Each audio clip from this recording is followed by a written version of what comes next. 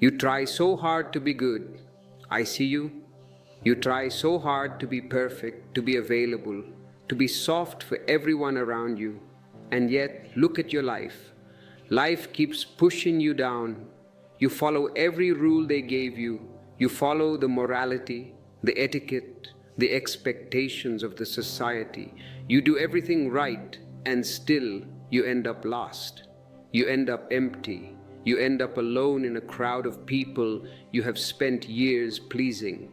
I say to you, the problem is not your heart. Your heart is pure. The problem is not your intention. The problem is your conditioning. You were not born this way. You were trained. You were trained to be easy to handle, not true to yourself. You were trained to be a commodity, a utility for others rather than a celebration of your own existence.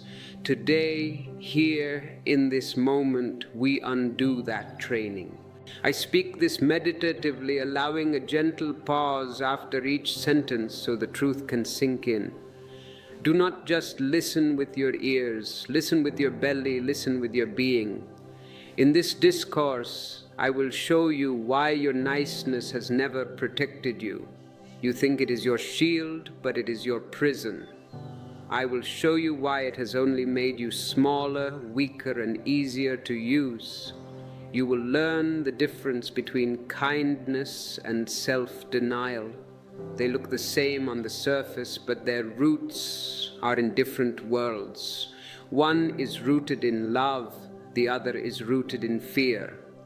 We will explore the difference between compassion and cowardice, between a true heart and a frightened one. You will see how to stop being the person the world exploits, and how to become someone whose presence cannot be manipulated. But before we go deeper, if you feel this exhaustion I'm speaking of, if you feel the weight of this mask you have been carrying, I invite you to click the like button, not for the algorithm, but as a signal to your own unconscious mind that you are ready to drop the burden. Let this small action be the first step in saying, I am ready to see the truth. You will discover the secret truth that the priests and the politicians have hidden from you. You do not have to stop being loving. You do not have to become hard or cruel. You only have to stop abandoning yourself in the name of love. And once you stop that, everything changes. The chemistry of your life transforms. You know this pain well. I'm not speaking of theories. I am speaking of your daily reality. You say yes when your entire being wants to scream no. You smile when you want to weep. You hold back your truth so others can stay comfortable. You treat their comfort as more sacred than your own soul. You forgive people who have not even apologized. You accept behavior that disrespects you, thinking that your tolerance is a sign of your spiritual height. It is not. You shrink so they can feel big. You disappear so they can take up all the space. And still, after all this self-sacrifice, has life rewarded you? Look honestly. Has it brought you the love you crave? No. Instead, it has exhausted you. It has left you drained, bitter, and confused. No one ever taught you that your niceness was not love, it was fear. No one told you that being endlessly available does not make people love you more. It makes them respect you less. It makes them value you cheaply. What is available in abundance, like the stones on the street, nobody treasures. What is rare, what has dignity, what stands in its own truth, that is what commands respect. What I offer you here is not another rule to follow. You have followed enough rules. I am not giving you a new commandment. I am offering you a way to live that brings your strength and your softness back together. A way of being that ends the inner war. A way of being that makes you whole again. In this talk, I will take you into the heart of your niceness, this disease that has been painted as a virtue, and show you where it began, why it hurts, and how to step out of it without becoming cold. If you wish to support the spreading of this truth, to help wake up the sleeping humanity, consider supporting this channel by clicking the join button. Become a part of this energy field. It is not just about support, it is about commitment to your own awakening. I will reveal why people who are always kind are secretly angry. Have you noticed this? The nicest people carry the most rage. It is bubbling underneath like a volcano waiting to erupt. I will show you why people who always say yes feel invisible, and why people who avoid conflict end up living in constant conflict inside themselves. The war you avoid outside becomes the war you fight inside.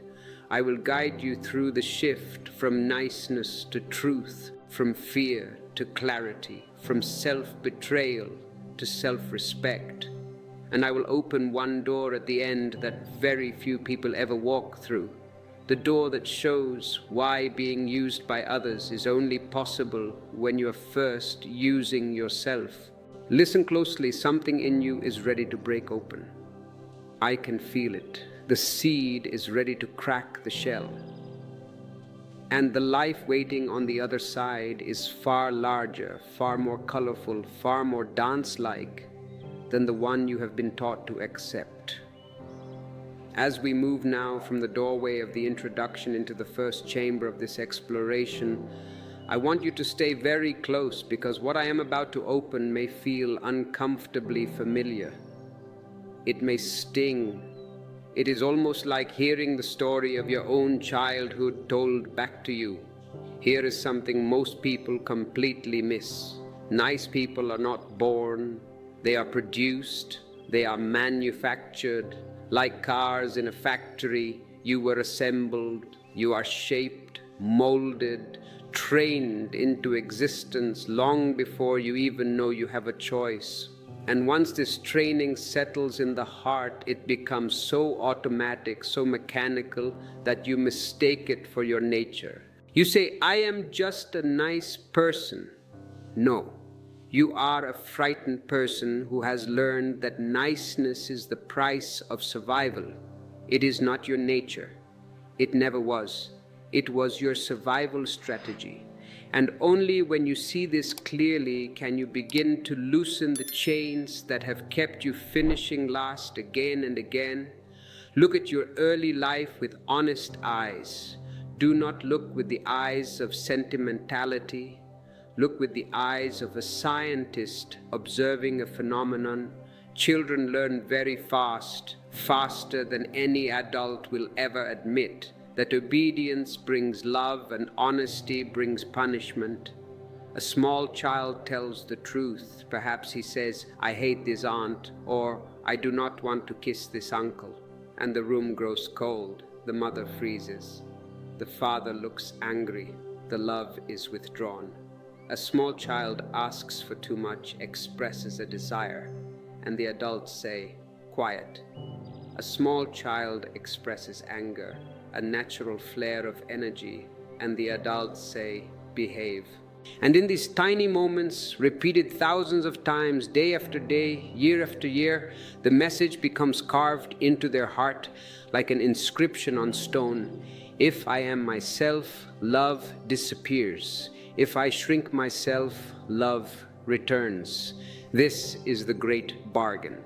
This is the primal wound, and without even knowing it, the child chooses shrinking, they choose silence, they choose softness, they choose disappearance, because for a child, the loss of love is equivalent to death. Disappearing feels safer than rejection. And by the time they grow older, they have forgotten that this was a choice. They have forgotten they ever had a face before they put on the mask. They believe this is simply who they are. This is how niceness becomes a mask, not a virtue, not a sign of your goodness, but a shield you created to protect yourself from emotional danger. This is how people-pleasing becomes a habit, not out of kindness, but out of fear. Fear of upsetting someone, fear of losing connection, fear of being judged as difficult, fear of being cast out of the tribe. And once this pattern forms, the world recognizes it instantly. The world is very sharp. It has an uncanny way of seeing who fears saying no. Manipulators see it, opportunists see it, they can smell it on you, they can smell the fear of conflict coming off your skin. Even well-meaning people unconsciously take advantage of it, because when someone lives without boundaries, without a clear sense of self, without the ability to refuse, they become easy to use. They become like a public park. Anyone can walk through, anyone can throw their trash, and there is no gate to close. Picture a child in a family gathering. One child is loud and expressive, full of life, full of questions, full of curiosity. He is running, he is screaming, he is alive. And that child is corrected again and again. Don't be so much, don't speak so loud. Don't be difficult. They try to prune his branches. But the other child, the silent one, the polite one, the one who stays small to avoid being noticed, that child is praised. Such a good boy. Such a sweet girl. The praise doesn't come because the child is good. It comes because the child is convenient. The world rewards convenient. The world rewards easy. The world rewards compliance. And slowly the child learns to trade authenticity for acceptance. This is the worst trade you can ever make. You sell your soul for a smile. You sell your reality for a pat on the head.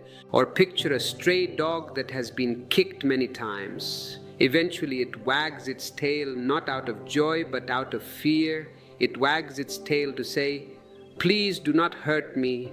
I am harmless. I am submissive." Niceness in humans often works the same way. A tail wagging to avoid the kick. It looks like friendliness, it looks like warmth, but it is fear in disguise. And once you understand that, something profound begins to shift inside you. Because niceness was never your destiny, it was your defense. And once you drop a defense, your nature begins to return. If these words are piercing your heart, if you feel the truth of this vibration, please subscribe to our channel. By subscribing, you are saying yes to your own deconditioning. You are saying yes to the journey back to your original face. And if you wish to dive deeper into the ocean of understanding, look at the books we have made available in the description. They are maps for this territory. And here is where the stakes rise. As long as you think niceness is your nature, you will never question it. You will defend it. You will say, "But I am just a good person." You will never challenge it. You will never see how deeply it has been used against you. But when you recognize it as conditioning, as a program inserted into your computer, everything changes. Conditioning can be unlearned. That is the good news. Masks can be taken off. Fear can be released. And the person you were before the training began, the strong one, the honest one, the alive one, can return. And once you see that niceness was never your nature but your defense, something new becomes possible, something stronger, something clearer, something far more loving than the fearful sweetness the world has taught you. And this opening leads us into the next truth, the truth of what happens inside a person who has abandoned themselves for too long, the slow burning resentment, the quiet anger, the exhaustion hidden behind the polite smile, and that is where we go next. As we step into this next chamber together, I want you to feel the ground beneath your feet shifting, because what I am about to uncover is not just a pattern in your behavior. It is the quiet fire underneath your entire emotional life. This next part changed everything for me when I first saw it clearly. And it changes everything for anyone who dares to look with unflinching honesty. Niceness, the kind you were trained into, does not make you a good person. It does not make you loving. It does not make you spiritual or compassionate. What niceness really creates, always and without exception, is resentment, exhaustion, and a kind of invisible anger that leaks into your relationships, your decisions, your sleep, your body, your very sense of meaning. And the most tragic part is that you think this anger means you have failed at being kind. You judge yourself for the anger. You think, I am a bad person because I feel this rage. When in truth, the anger is simply proof that niceness was never true to you in the first place. The anger is your friend. The anger is your soul screaming to be heard. Here is the first thing you must understand. Every time you say yes when you mean no, your being keeps the score. Your mind may forget. You may rationalize it. You say, it is okay. I will help them just this once. But your body knows the no. Your heart knows the no. Your truth knows the no. And that inner conflict doesn't disappear just because you ignored it. It compresses. It folds itself into your muscles, into your breath, into the tension you carry in your jaw, the heaviness in your chest, the irritation that bursts out later at someone who didn't deserve it. People are shocked by their sudden anger. They say, I just snapped. But I say to you, anger never comes suddenly. Anger is stored history. Anger is the voice you silence too many times. Anger begins the moment you refuse to honor yourself. And look at what happens when you keep giving without boundaries, without checking your own capacity, without saying, this is enough for today. You begin to stretch like an old rubber band at its breaking point. You give to your friends when you are tired. You give to your family when you are depleted. You give to your partner when your body is begging for rest. Moment by piece, you hand yourself away until there is nothing left but a weak, fragile version of the person you once were. This is why nice people are always tired, not because life is heavy, life is weightless, life is a dance, but because they are carrying everyone else's life too. They are carrying the expectations of the whole world on their shoulders. And once you become the person who always gives, something predictable happens. People come to expect it. Your self-sacrifice becomes normal to them. Your over-functioning becomes the base level. Your ability to abandon yourself becomes the foundation on which others lean, and the more you give, the more they feel entitled to receive. They don't even see it as generosity anymore. They see it as your job. They see it as your function. Oh, he will do it. Oh, she never minds. Then the day you finally set a boundary, the day you whisper a small no, the day you say, I cannot do this, they look at you with shock, even anger, because your niceness trained them too. It trained them to believe that your needs don't matter, that your comfort doesn't matter, that your time doesn't matter, that the whole purpose of your existence is to keep the world smooth for them. But something deeper is happening beneath all of this, something more painful. And I want you to feel it without turning away. Niceness suppresses truth, and suppressed truth always becomes anger. Always. There is no exception. The anger may be quiet, it may be soft, it may be buried under layers of morality, but it is there like a small animal pacing behind a closed door. Sometimes it comes out in passive aggression. You arrive late, you forget to do the favor, you make sarcastic jokes. Sometimes it comes out in sudden outbursts, sometimes in depression, because what is depression? It is often anger turned inward, sometimes in losing interest in life, sometimes in fantasies of escape. You dream of running away to an island where nobody knows your name just so you don't have to please anyone. Think of the friend who always drives everyone, pays for everyone, listens to everyone, drops everything at any hour. At first, everyone says how kind they are. What a saint. But slowly that friend begins to feel drained, unappreciated, invisible. Eventually, the friend who was so nice becomes bitter, withdrawn, or suddenly explosive, shocking everyone around them. Or think of the candle burning itself down to keep a room warm. The room thanks it, the room praises it. What a beautiful light! But in the end, the candle disappears and no one notices the smoke rising from the wick.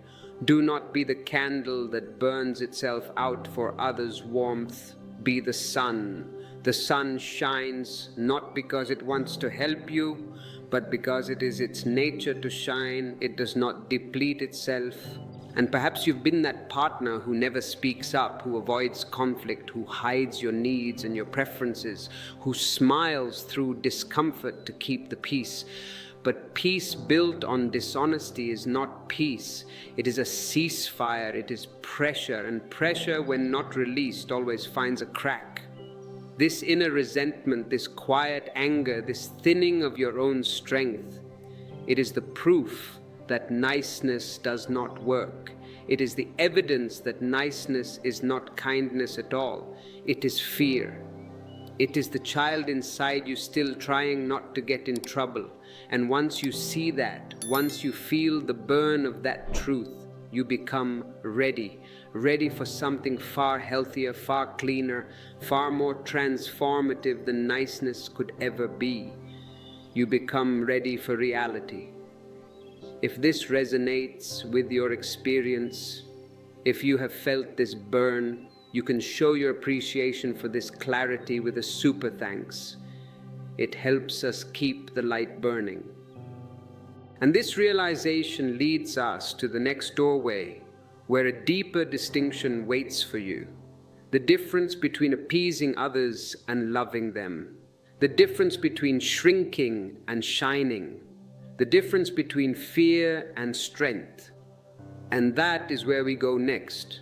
As we step now into this next step together, I want you to listen with the whole of your being, because what I am about to reveal is one of the most misunderstood truths in human relationships. And yet, once you see it, it becomes impossible to unsee.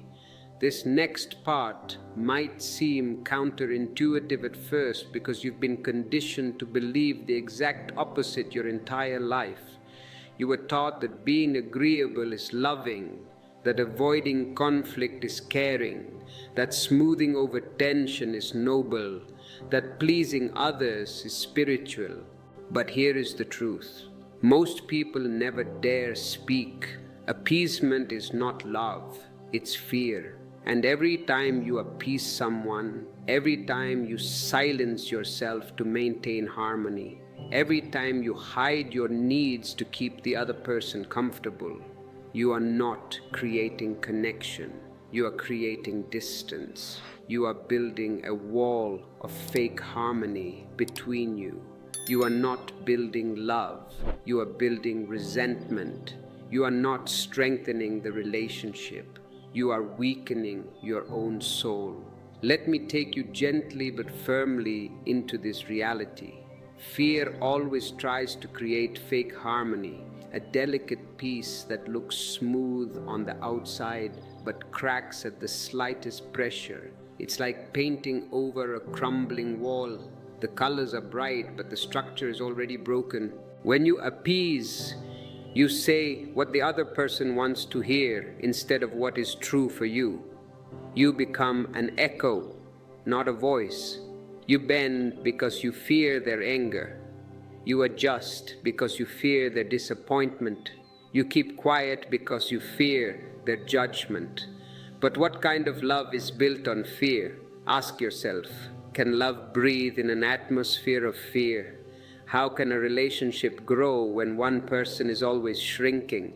How can honesty flourish when truth is treated like a threat, True love, I say to you, requires honesty, not compliance. True love is gritty. True love can handle the fire of truth. When you speak your truth, even if it creates a wave, even if it causes a momentary storm, the relationship becomes real. You bring your full presence into the space. You are no longer a cardboard cutout. You are a living, breathing human being.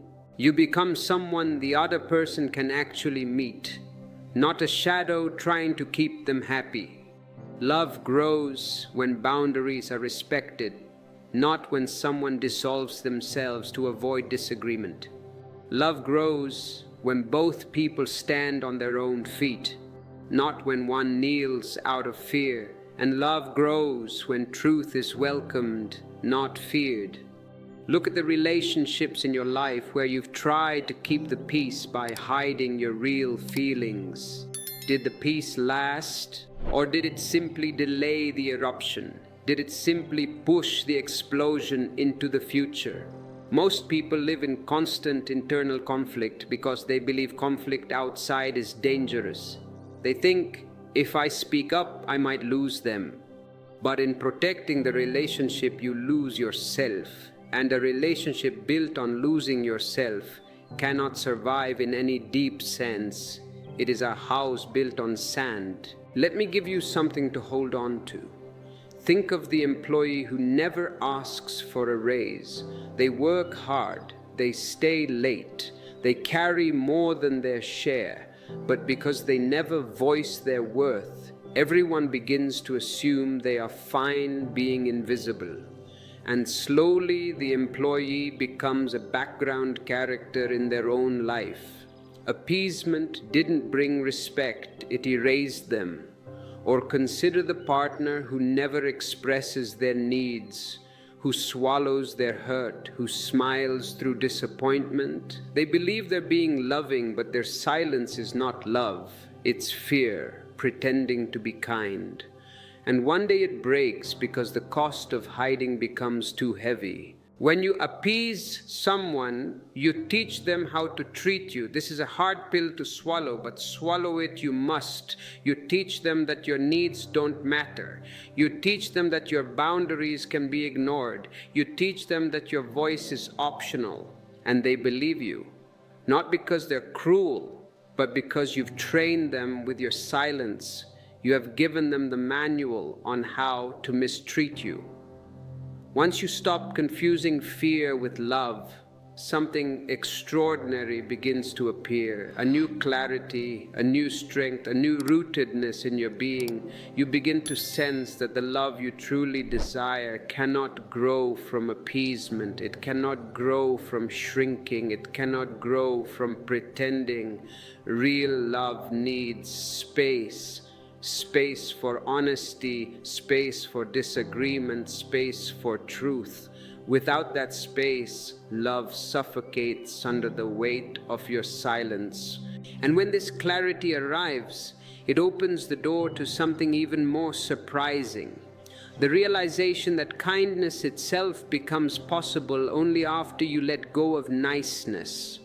In the next moment, we walk through that doorway together.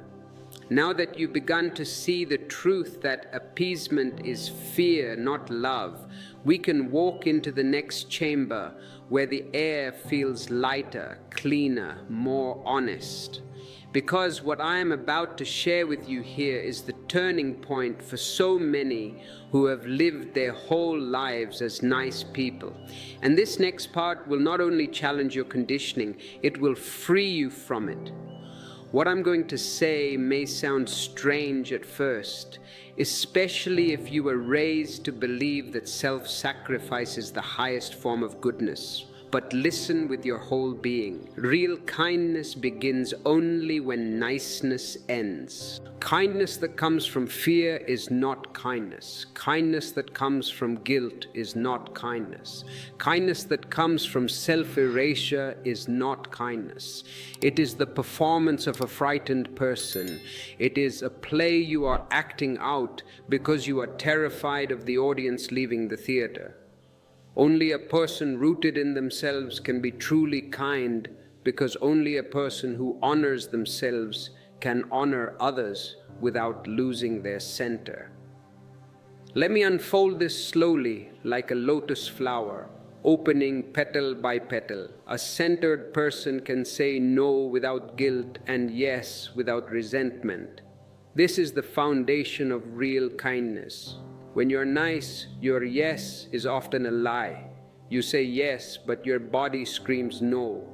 You say yes, but your energy withdraws. But when you are real, you say no when something is not true for you, and your no is clean. It is not sharp, it is not cruel, it is simply honest. It is a statement of fact, like saying it is raining. And because your no is clean, your yes becomes trustworthy. You say yes when your heart is available, not when your fear is trembling. A person who is centered does not give more than they have. They do not stretch beyond their limits. They do not abandon their own needs in order to be seen as good. And because they don't abandon themselves, they have no hidden anger to leak into their relationships. Their kindness is not a sacrifice, it is an overflow. Do you see the difference? Niceness is a tax you pay to be accepted. Kindness is the overflow of your own joy. Niceness without boundaries becomes self-destruction. You think you're helping someone by saying yes, but inside you feel drained, frustrated, small.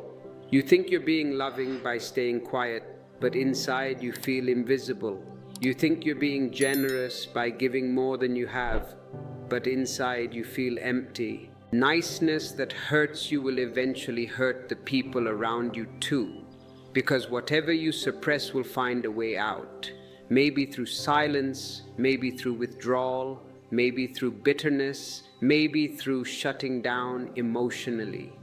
Unsustainable giving is not kindness. It's emotional debt-collecting interest. And one day the debt collector will come knocking at the door. And the moment you begin choosing yourself, your love becomes cleaner, stronger, more spacious. It no longer comes from fear, it comes from fullness. You stop loving others to avoid conflict. You stop loving others to earn approval. You stop loving others to prove your worth. Instead, love becomes an expression of your wholeness, not a demand for validation. The people in your life feel the difference immediately. They may not have the words for it. They are not poets. They are not mystics, but they will feel that your presence is more grounded, your energy is more stable, your boundaries are clearer, your heart is softer because it is no longer exhausted. I want to give you an image to anchor this truth in your being. Think of a tree standing firm in the storm. Its roots go deep, not out of pride, not out of ego, but out of nature. Because it is rooted, it does not fall. Because it is rooted, it does not cling. Because it is rooted, it offers shade and fruit and beauty without effort. It is kind by nature, not by performance.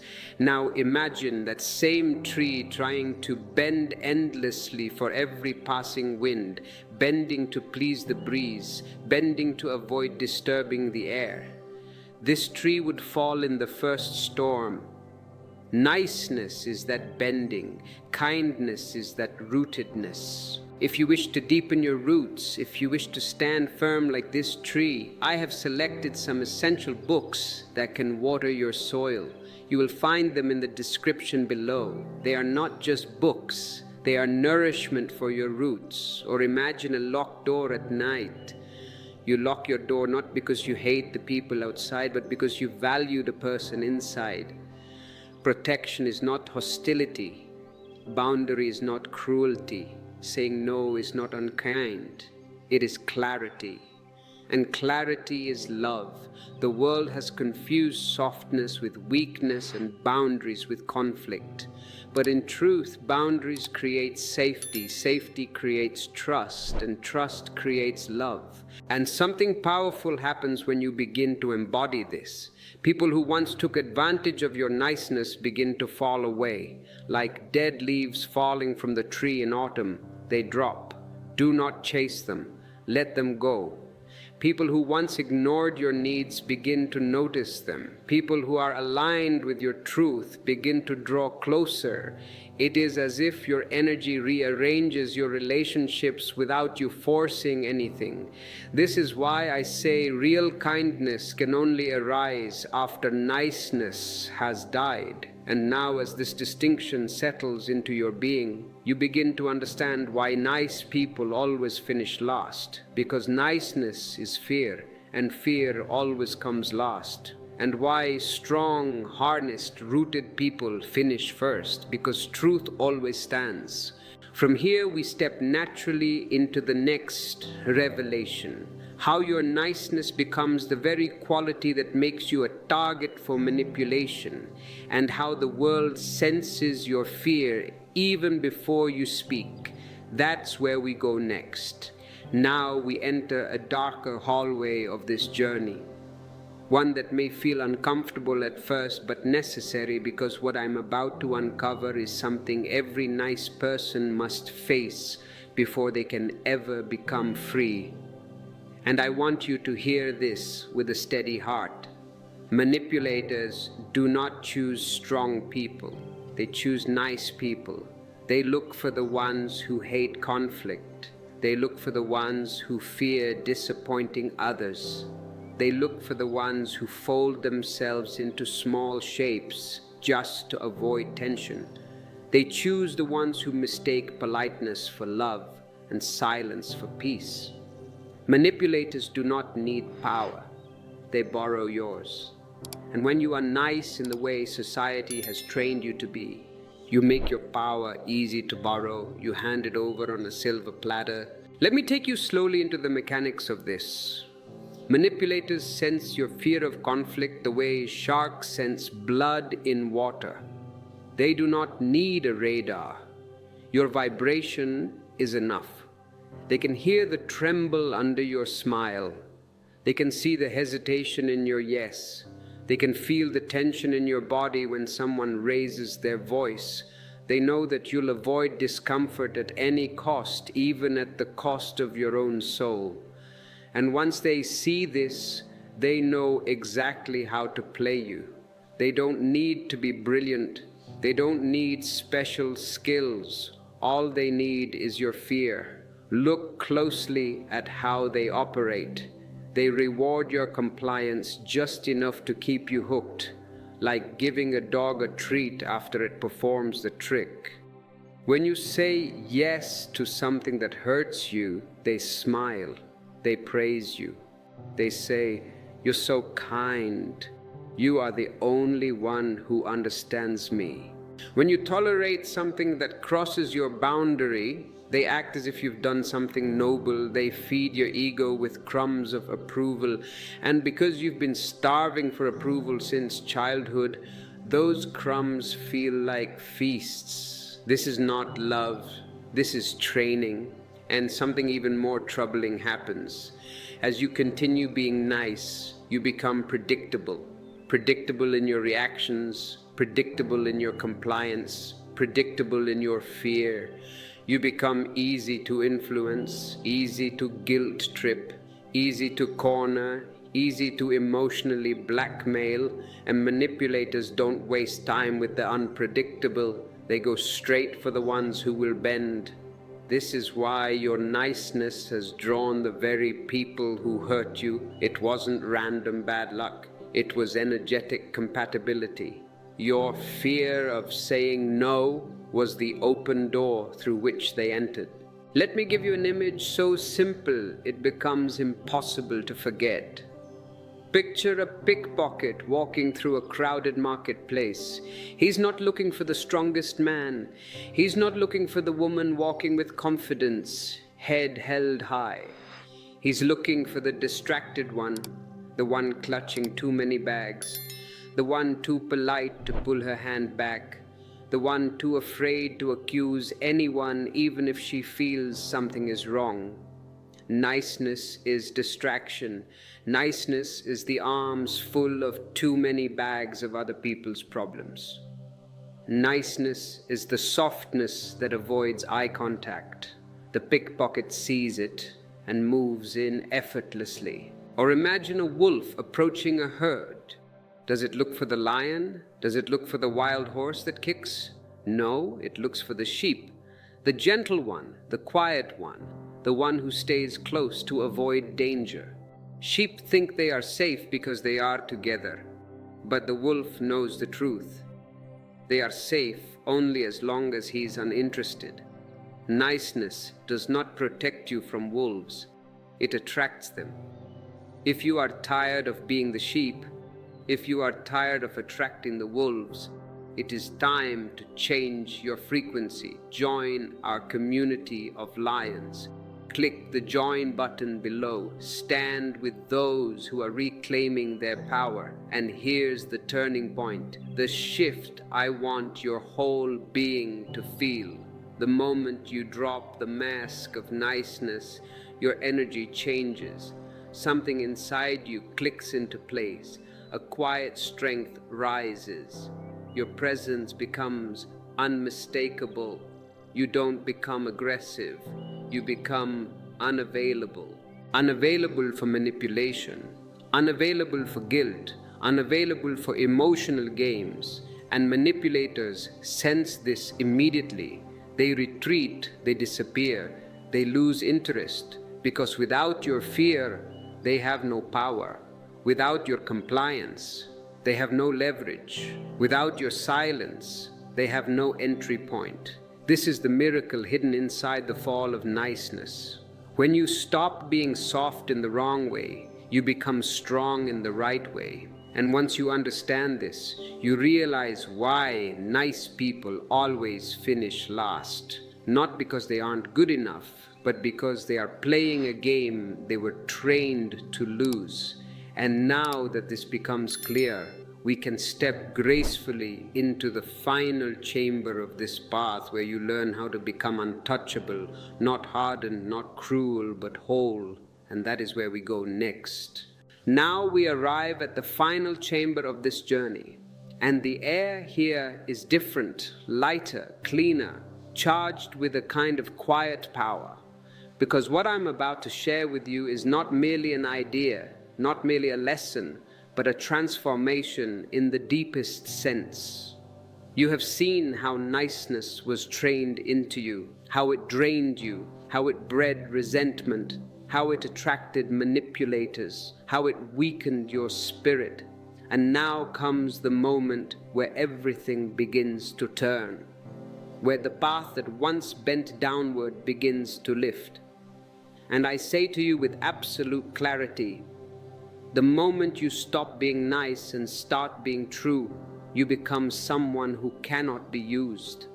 Not because you become hard, not because you become cruel, but because you become whole, and wholeness is untouchable. Let me take you into this truth slowly, like watching the sunrise spread across a dark horizon.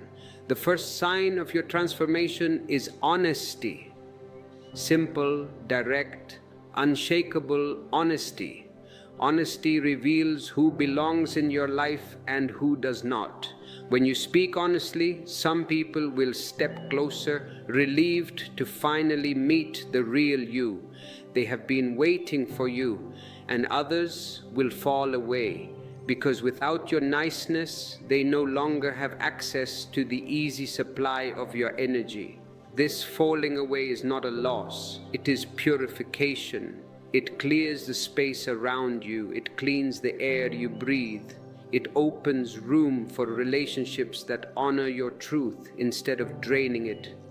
Honesty is not a weapon, it is a light, and whatever cannot stand in that light was never meant to stay. And as honesty becomes your ground, something even more powerful rises: strength. Not the loud kind, not the aggressive kind, not the kind that puffs itself up to look intimidating. No, the strength that comes from choosing yourself, the strength that comes from not abandoning your center, the strength that comes from knowing you can survive someone's disappointment, someone's anger, someone's misunderstanding, the strength that says, I will not betray myself for your comfort. When this strength begins to live in you, manipulative people lose their hold on you, opportunistic people lose interest. Those who relied on your self-sacrifice begin to reveal their true colors, and the people who truly love you feel safer than ever in your presence, because you are no longer a trembling version of yourself. You are rooted, solid, grounded. And then something deeper happens. Your boundaries become clean, not rigid, not harsh, just clear. Like a river flowing between stones, boundaries create clean love, clean work, clean friendships. Suddenly you find yourself drawn only to relationships where truth is welcome, where your no is not an attack, where your yes is not taken for granted. You stop participating in emotional negotiations. You stop rescuing those who refuse to grow. You stop explaining yourself to people committed to misunderstanding you. And as these patterns drop away, your life becomes lighter, simpler, more spacious than you ever believed it could be. Let me offer you a few images to anchor this shift. Imagine the eagle that has spent its whole life among chickens, lowering itself to the ground, pecking at scraps, trying to belong. One day it lifts its head and realizes it has wings, wings built for sky, not soil. And in that moment, the eagle does not become arrogant, it becomes itself. It rises because rising is its nature. And the chickens below call it selfish, call it strange, call it aloof. But the eagle no longer lives for their approval. Its sky is waiting. This is what happens when you stop being nice and start being true. Or imagine the river carving its path through stone. It does not ask permission. It does not apologize. It does not explain. It flows because flowing is its nature. Slowly, steadily, with no hurry, no fear, no self-doubt. It shapes the landscape around it. It becomes a force of life. And this is exactly how your presence becomes when you are whole. You don't control, you don't manipulate, you don't demand. You simply move from your truth and the world responds to that truth. And now, as this understanding settles into the deepest part of your being, as you feel the shift from niceness to honesty, from fear to clarity, from self-abandonment to self-respect, I tell you this, you will no longer finish last. Not because you push others down, but because you stop running someone else's race. The moment you choose yourself fully, the finish line moves beneath your feet. You are no longer competing, you are living. This path of living, of truly living, requires support. It requires gratitude. If you feel grateful for this awakening, you can express it through a super thanks. It is a way of balancing the energy, of giving back to the source that nourishes you. And now that this entire journey has brought you here to your own center, to your own strength, to your own truth, the path naturally leads us to a deeper understanding. Because once you stop being nice, you might still feel a certain heaviness, a certain exhaustion. This is not because you are failing, it is because you have been carrying unnecessary weight. What tires you is not life itself, but the way you have been taught to live it, compassionate and calm. Soft emphasis on not because you are failing. In this next part of our communion, I will show you why struggle has become your habit, why effort has replaced joy, and why relaxation feels unfamiliar even when it is natural. You will see how society trained you to push against life and how awareness allows life to carry you instead. This is not about doing less, it is about living rightly. You feel tired, tense, and pressured, even when nothing is wrong. Right now, life feels like resistance. What is possible is flow, ease, and quiet strength. I am not offering methods, I am revealing a misunderstanding. Once this misunderstanding is seen, effort begins to fall away on its own. From childhood onward, you were rewarded for a struggle. You were praised for effort, endurance, and sacrifice. Slowly, ease disappeared from your life, and tension became normal. You were taught that without struggle, nothing valuable happens. This is the great lie of the marketplace. This is the great lie of the ambitious mind. This is not motivation to push harder. This is permission to stop fighting. You are not weak. You are simply overtrained in struggle.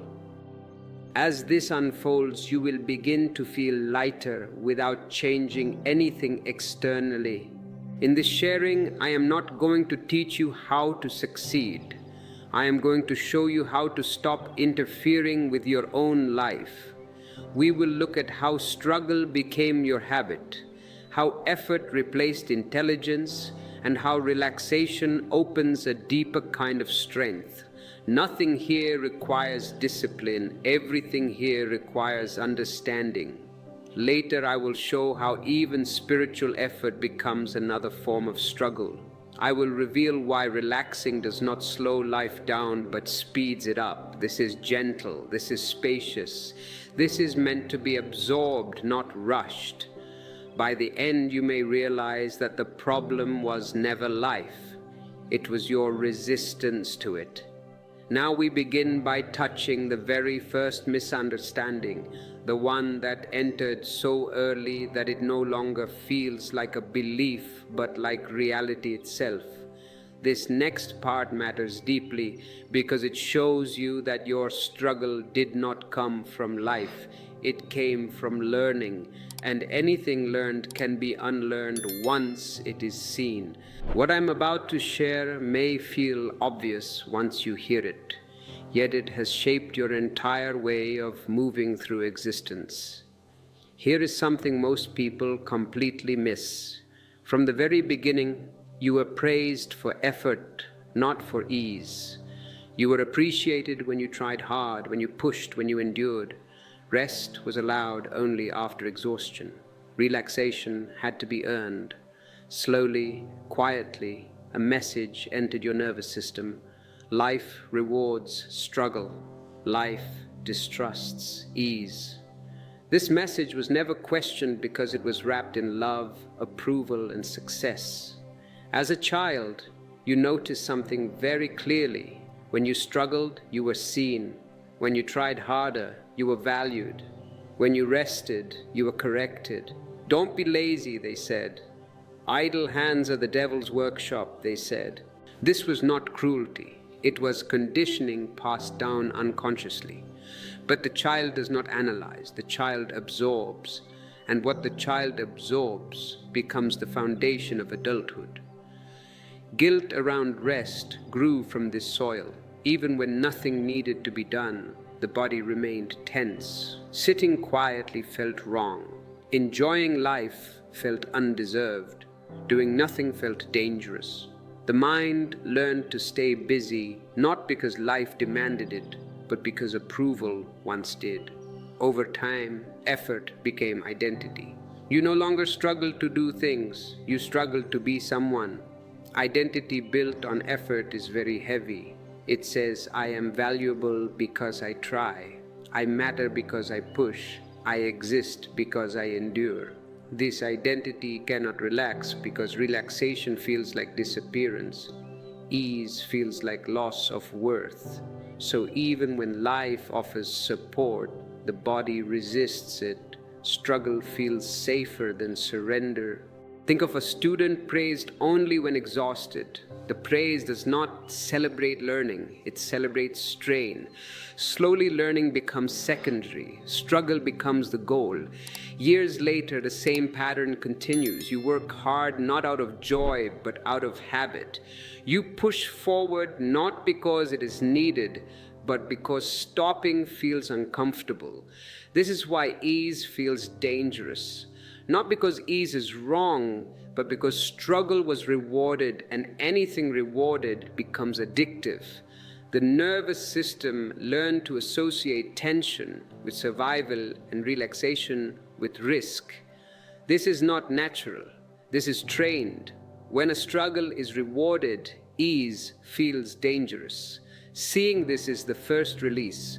Nothing has to change yet. Nothing has to be dropped. Just seeing how this habit was formed begins to loosen its grip. And once this grip loosens, another truth becomes visible. Because the discomfort around relaxation is not mental alone, it is deeply physical. It lives in the nervous system itself. Now we move into a layer that explains why even when you understand that struggle is unnecessary, the body still refuses to let go. This is where many people become confused and frustrated because insight seems clear yet tension remains. What I am about to share removes that confusion completely because it shows that your discomfort with relaxation is not psychological weakness, it is adaptation. The nervous system learned tension the same way it learned language, slowly, repeatedly, through experience. Over time, tension became familiar. Familiar began to feel safe, and safety became more important than ease. This is why stillness can feel strange, restless, even threatening. The body has been trained to stay alert, to stay ready, to stay braced. Restlessness in stillness is the first sign of this training. When you stop moving, the body does not relax. It becomes uneasy. The mind starts looking for something to do. The hands feel empty. The breath becomes shallow. This is not because something is wrong. It is because the system has forgotten how to rest. Fear of slowing down lives here too. Slowing down once meant falling behind, being judged, being left out. So even when there is nothing to chase, the body keeps running. Pressure becomes an addiction. Without it, something feels missing. That missing feeling is not emptiness. It is withdrawal from tension. Addiction to pressure is real. Tension produces stimulation. It creates a sense of importance. It gives identity. Without it, the mind feels lost. Who am I if I am not struggling? Who am I if I am not pushing? These are not conscious thoughts. They are bodily habits. Think of an engine revving even at rest. The car is parked, but the engine keeps racing. Fuel is being burned for no reason. Noise continues, heat builds. This is how many people live. Nothing is required, yet tension continues. Energy is wasted, and fatigue becomes normal. Tension feels normal, but it is not natural. The body was not designed to stay contracted. It was designed to move between action and rest. Struggle locked it into action. Awareness begins to unlock it. Once you see this, compassion replaces judgment. You stop trying to force relaxation. You stop shaming yourself for restlessness. You begin to allow the body to relearn ease slowly, gently, without demand. And in this allowance, something surprising happens. Energy begins to return. This brings us to the real cost of constant effort, because tension does not only create discomfort, it drains life force itself. And until this cost is seen clearly, struggle continues to masquerade as a strength. Now we arrive at something that is usually ignored because it has become so common that it no longer looks like a problem. This next part matters because it explains why so many people feel tired even when their lives are not especially difficult. Why joy feels distant even when things are going well, and why rest never seems to fully restore them. Struggle drains life force. This happens quietly without drama. When the body stays tense for too long, it stops renewing itself. Energy that should be used for creativity, love, and clarity is constantly spent on holding, controlling, and resisting. The body becomes efficient at surviving but forgets how to celebrate. This is why chronic fatigue appears without a clear cause. You go to the doctors, they check your blood, they say everything is fine, but you know everything is not fine. You are dragging yourself through the day. It is not laziness, it is depletion. It is spiritual exhaustion manifesting in the physical cells. Emotional dullness follows naturally. When tension becomes constant, sensitivity is sacrificed. Feeling deeply would be overwhelming for a system that is already tight, so the system numbs itself. It puts on a layer of anesthesia. Joy fades, curiosity weakens, even pleasure feels muted. You eat but you don't taste, you touch but you don't feel. Life continues but its color drains. It becomes a black and white movie. People mistake this dullness for maturity or realism. They say, I am just being practical. In truth, it is exhaustion wearing a mask. Loss of joy is not a personal failure. It is a biological consequence. It is the bill coming due for years of tension. Think of a bow that is always pulled tight. The archer pulls the string back ready to shoot, but he never releases the arrow. He stands there hour after hour holding the tension. Eventually the bow loses its flexibility. The string weakens. The wood cracks. The bow was meant to move between tension and release. Without release, it breaks. Human beings are no different. Constant effort without rest turns strength into brittleness. You become hard, but you are not strong. If life hits you, you will shatter. Think of that bow again, always drawn, never allowed to relax. At first it seems powerful, always ready, always prepared. But slowly, silently, damage happens. The potential for the arrow to fly is lost because the elasticity is gone. This is how many lives unfold. From the outside, they look disciplined and successful. Look at him, he never stops. Look at her, she is a machine. Inside, they feel dry and strained. This is the real price of struggle. Not failure, but emptiness. Not collapse, but quiet erosion. Seeing this is essential because once the cost is clear, the mind stops glorifying effort. Struggle loses its false nobility. It begins to look unnecessary, even unintelligent. You realize you have been paying for your suffering with your very lifeblood. Once struggle is seen as conditioning and its cost is understood, a deeper truth appears naturally. You begin to notice something very simple and very obvious that was overlooked before.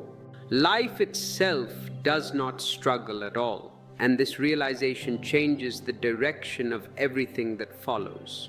Now, a very simple observation begins to undo a lifetime of misunderstanding. It is so simple that it has been ignored, and so obvious that it has been overlooked. This next part brings great relief because it shows that struggle is not written into existence itself. It is something human beings added. It is a human invention, like plastic. It does not exist in nature. When you see how life actually moves, effort begins to look strange and unnecessary. Look at nature. Go out and look at a tree. Look at a river.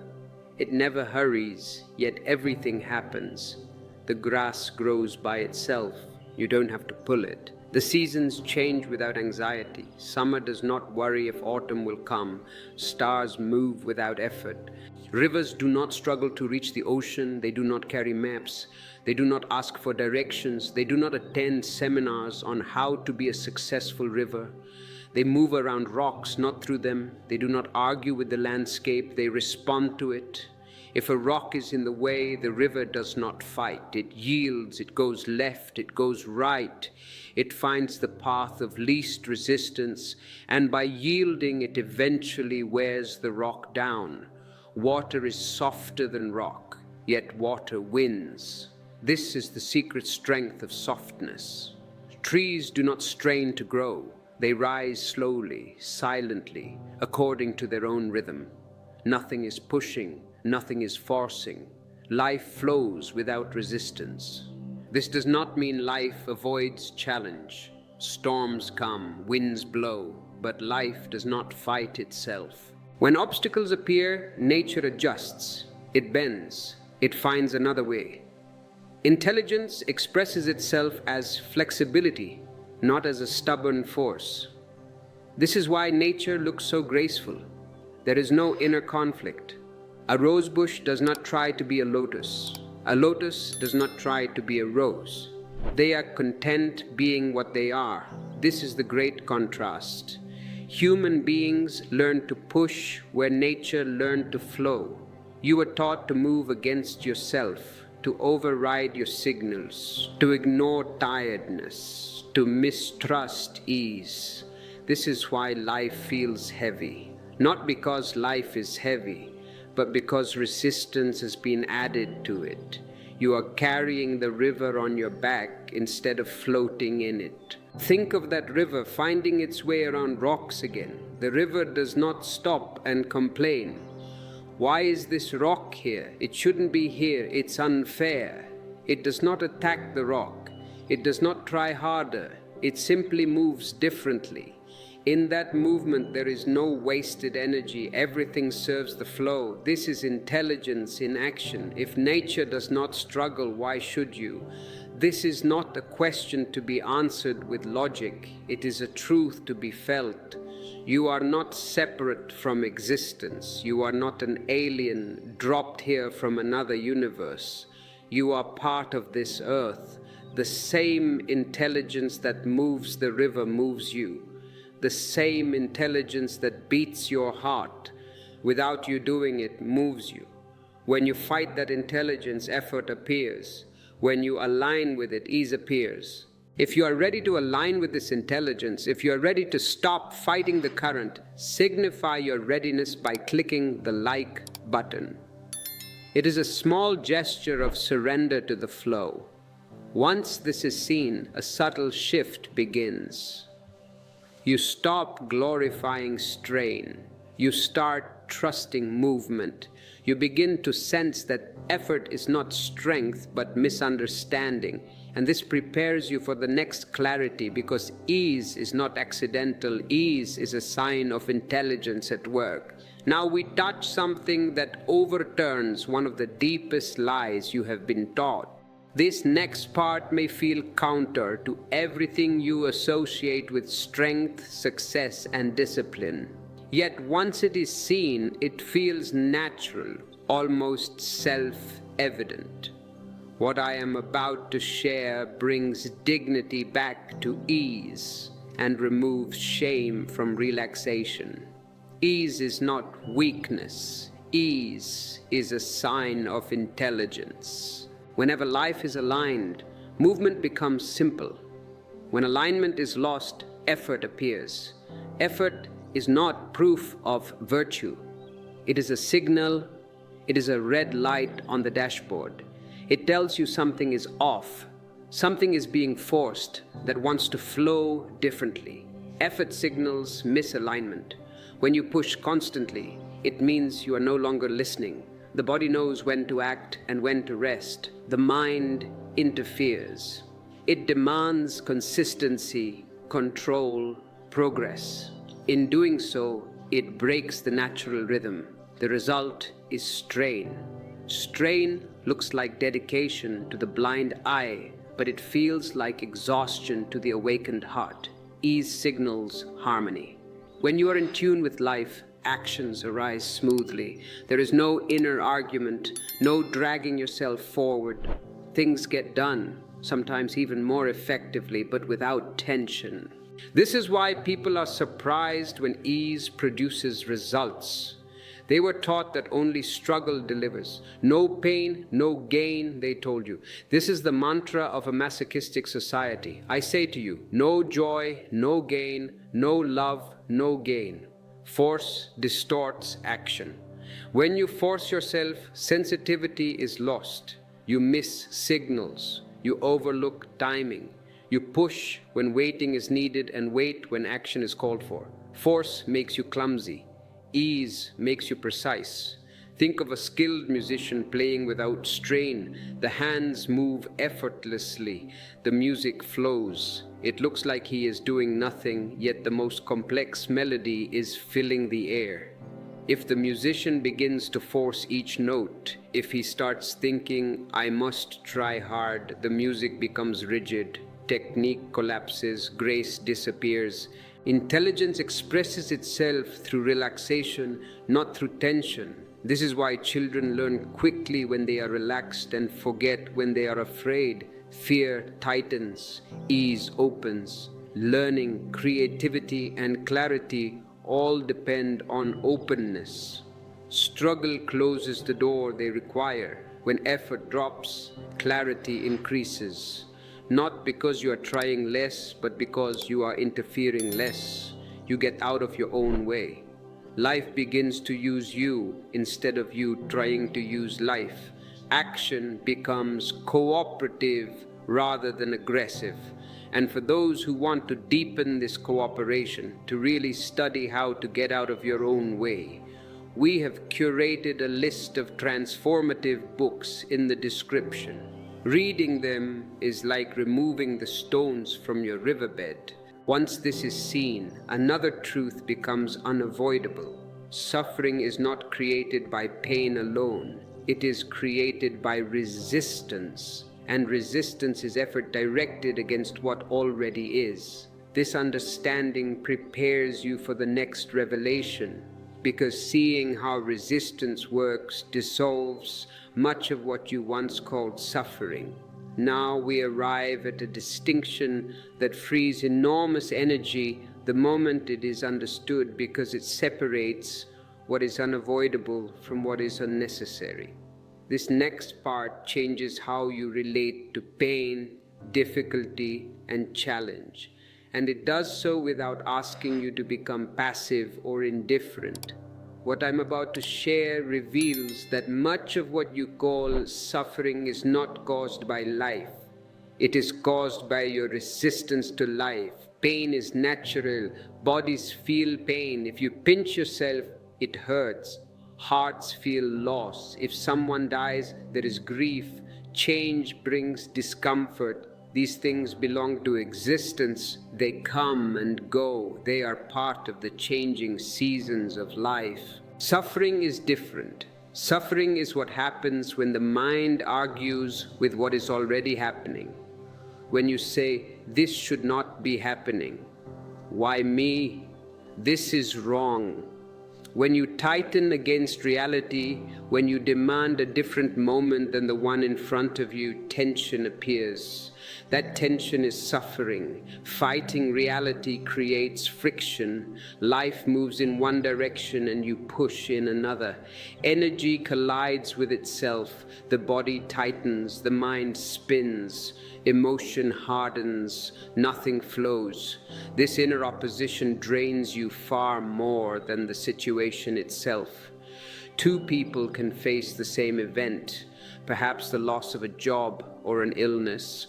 One bends, one resists, one moves through it, one suffers under it. Mental opposition is subtle but constant. It says, I do not like this. I want something else. This should be easier. I should be different. These thoughts may seem harmless, but they keep the nervous system contracted. They turn moments into problems. life becomes something to endure instead of something to participate in. Emotional tightening follows naturally. When resistance appears, feeling becomes dangerous. You close down to protect yourself. Sensitivity dulls, presence shrinks. You survive the moment, but you lose contact with life itself. This is why resistance feels like strength at first, but emptiness later. You feel like a fortress, but a fortress is also a prison. Think of pushing against an open door. The door is not locked, nothing is stopping you. Yet you stand there straining, sweating, pushing with all your might against the frame, ignoring the opening. The effort feels real, the sweat is real, the exhaustion is real, but the problem was never the door, it was the direction of your effort. This is how suffering works. You are pushing against a door that is already open. When resistance drops, pain still passes through, but it does not stick. It moves like weather. Clouds come, rain falls, then the sun shines. It comes, it changes, it goes. Without resistance, life remains fluid, even in difficulty. This does not make you weak, it makes you responsive, it makes you alive. Understanding this leads naturally to a new way of acting. If suffering is created by resistance, then action does not need effort. Action can arise from clarity instead of fear. And this is where the difference between effort and action becomes not just philosophical, but practical and liberating. Now we enter a part that quietly exposes the engine behind most effort, because effort does not appear without a cause. It always comes from somewhere. When this is seen clearly, effort begins to lose its authority over you. What I am about to share does not condemn effort. I am not saying you are bad for trying. I am simply revealing its origin. And in that revelation, effort starts to relax on its own. Effort comes from fear. Not obvious fear, not panic, but subtle fear. The kind of fear that hums in the background like a refrigerator. Fear of failing, fear of falling behind, fear of not being enough, fear of resting. These fears do not scream. They whisper, they nudge, they say, just one more email, just one more hour. If you stop, everything will collapse. They push you forward gently but relentlessly. And because they are familiar, they are rarely questioned. Fear of failure creates constant pressure.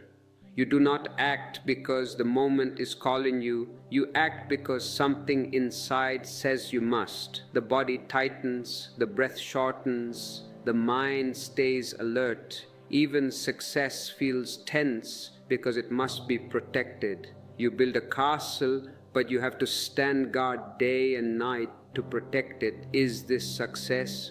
Or is it just a higher form of anxiety? Failure feels unbearable because it threatens identity. If I fail, who am I? This pressure is effort. Fear of falling behind works in the same way. You compare yourself constantly. You look at social media, you look at your neighbors. Others seem to be moving faster, achieving more, doing better. The mind turns life into a race that never ends.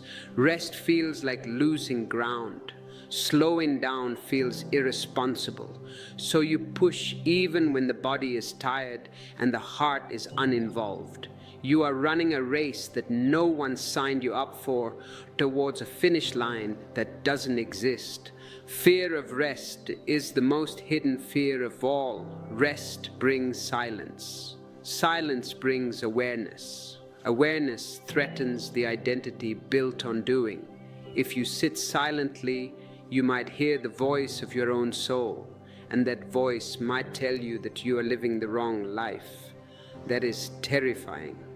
So the mind stays busy. Effort continues not because it is needed, but because stopping feels unsafe. The struggle keeps you distracted from something deeper. It is a noise you make to drown out the silence.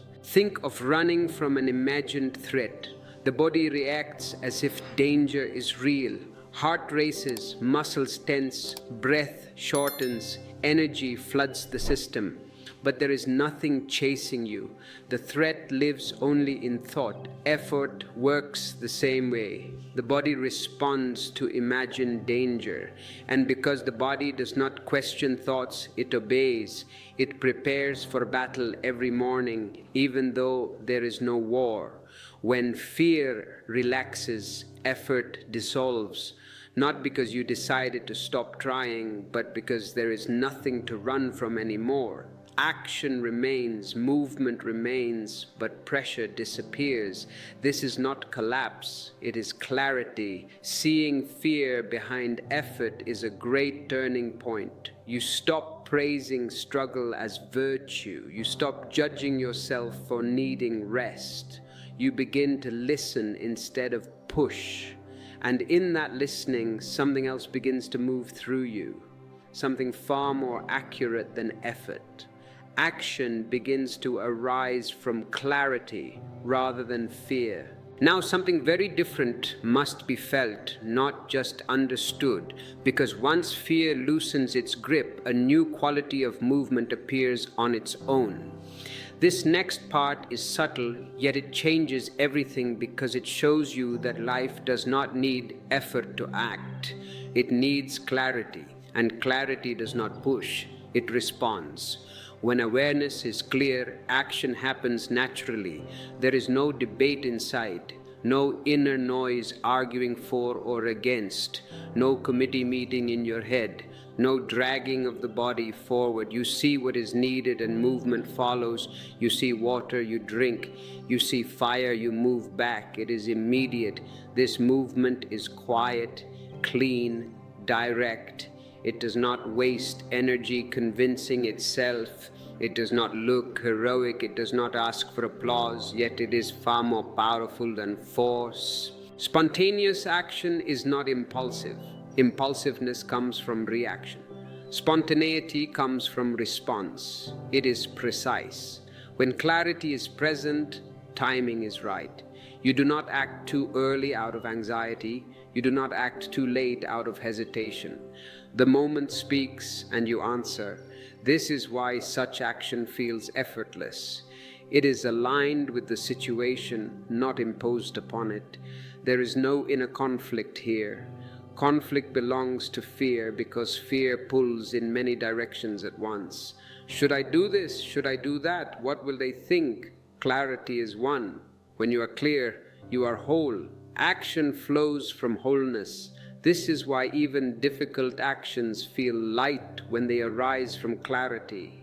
You can climb a mountain, and if it comes from your joy, it will not feel like work.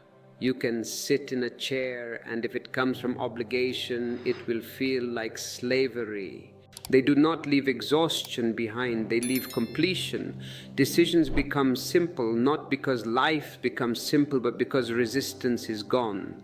You are no longer fighting yourself. Energy that was wasted on hesitation and doubt becomes available for living. Even rest becomes action when it is needed. Even stillness becomes productive when it is appropriate. Think of a cat jumping. The movement is sudden, accurate, complete. There is no rehearsal, no tension, no extra motion. The cat does not try, it moves. That is clarity in action. Human beings have the same capacity, but it has been buried under effort, fear, and conditioning. When action arises from clarity, results often surprise you. Things fall into place without strain. Solutions appear without struggle. You begin to trust this movement because it proves itself again and again. Life starts to cooperate instead of resist. And once action no longer needs effort, something even deeper begins to happen. The whole system starts to relax. Not just in moments of rest, but in movement itself. Action becomes restful. Doing becomes non-doing. This is the state the mystics call Wei Wu Wei, doing without doing. This is where relaxation stops being a break from life and becomes the foundation of it. If you are ready to build this foundation, if you are ready to let relaxation be the ground you walk on, consider joining our channel membership. It is a space for those who are serious about dropping the struggle. Click Join to walk this path with us. Now we come to one of the most deeply misunderstood words in human language, a word that has been distorted so thoroughly that people fear it without ever looking at it directly. This next part changes the whole meaning of relaxation, because until this is seen, the mind will always turn ease into guilt and rest into suspicion. What I'm about to share restores relaxation to its rightful place as intelligence, not collapse. Relaxation is not laziness. The society has lied to you. They have told you that if you relax, you are lazy. If you rest, you are wasting time. Laziness is unconscious escape. The lazy person is hiding from life. He is dull. He is asleep. Relaxation is conscious alignment. The relaxed person is fully present. He is awake. Laziness avoids life. Relaxation meets life without resistance. The difference is subtle yet enormous. When you are lazy, you fall asleep to existence. When you are relaxed, you are awake and open. Relaxation allows clarity. When the body softens, perception sharpens. When tension drops, sensitivity returns. You begin to hear what life is saying instead of shouting over it with effort. Decisions become cleaner. Responses become simpler. You see more because you are not busy pushing. Sharpness is born from rest, not from strain. A tired mind cannot see clearly. A tense body cannot respond accurately. Relaxation does not dull intelligence. It refines it. It polishes the mirror of your consciousness. This is why moments of insight often come when you stop trying.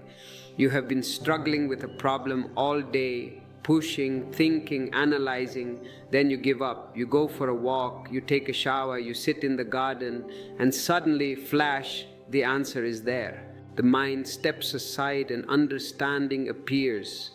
It is like the clouds parting and the moon revealing itself. You did not pull the clouds away. You simply waited. You simply stopped adding to the confusion. Sensitivity returns when relaxation is allowed. You feel subtle signals again. You notice when to move and when to wait. You sense what nourishes and what drains. Tension had numbed these signals. It acted like a thick callus over your soul. Relaxation restores the skin of your soul gently, without force. Energy renews itself in ease.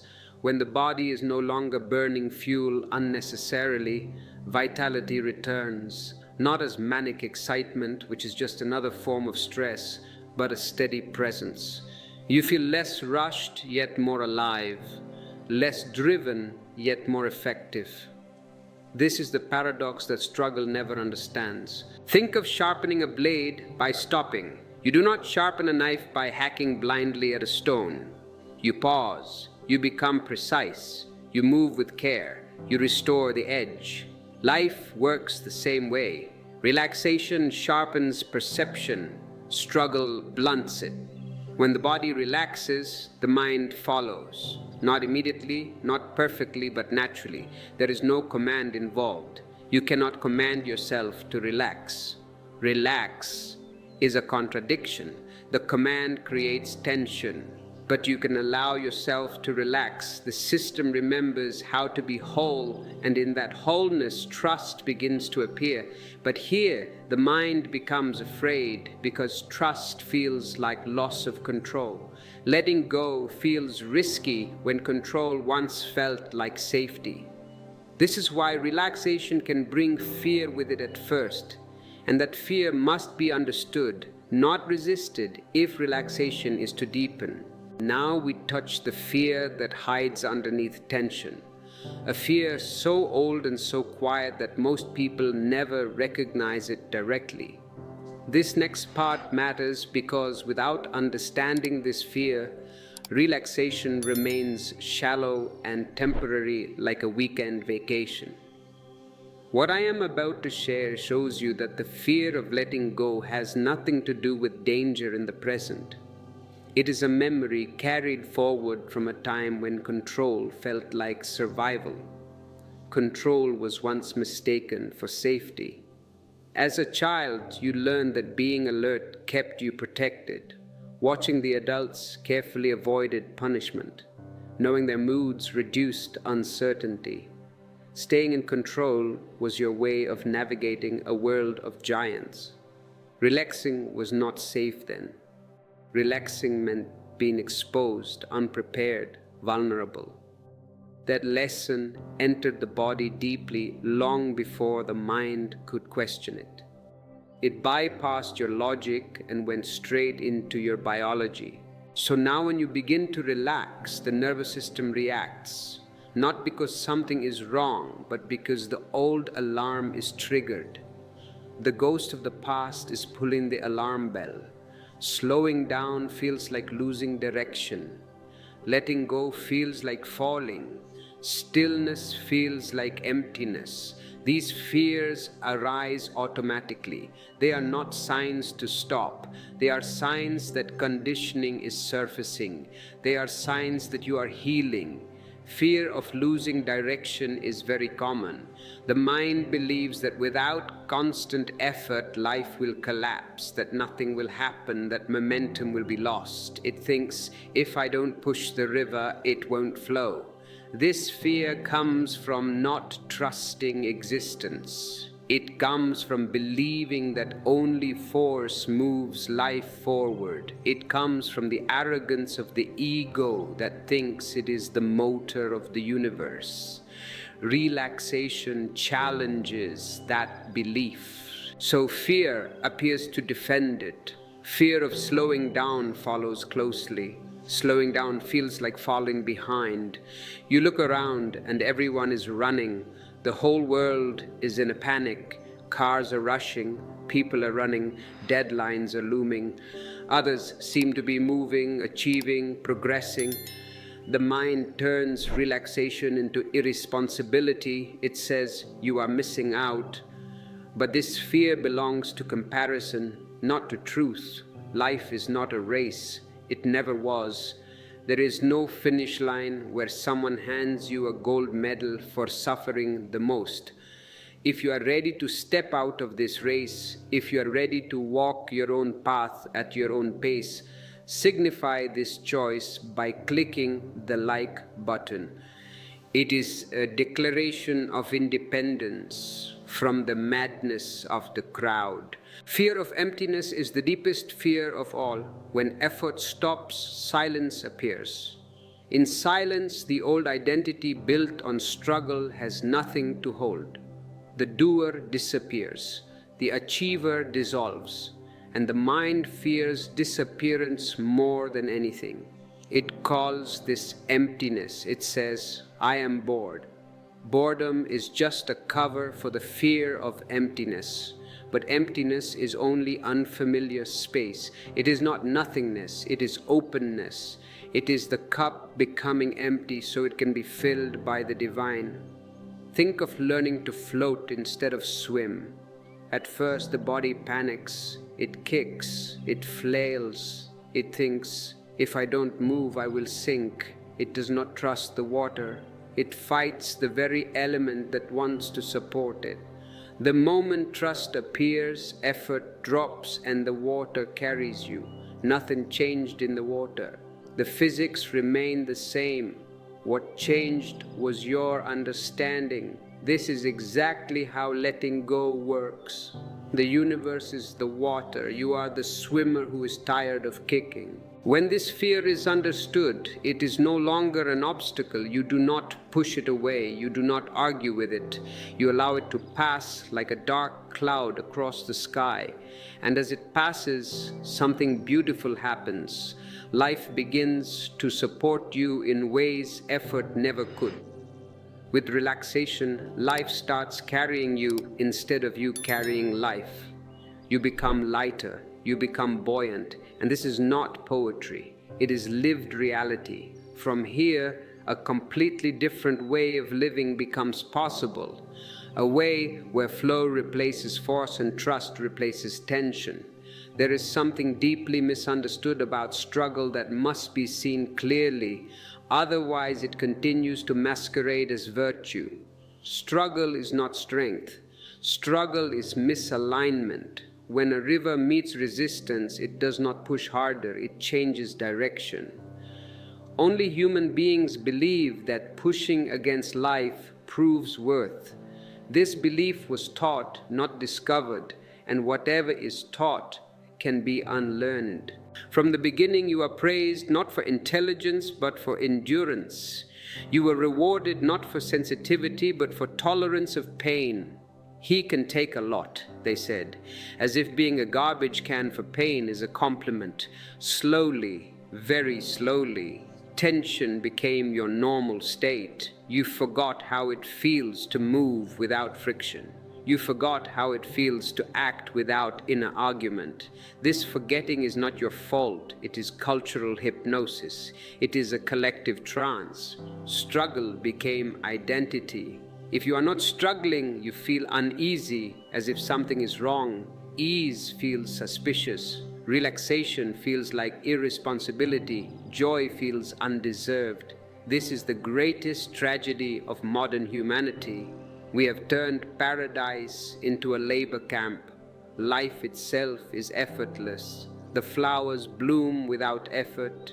The birds sing without rehearsals. The earth spins without an engine. Yet you have been trained to live in opposition to it. Look closely at how you do even simple things.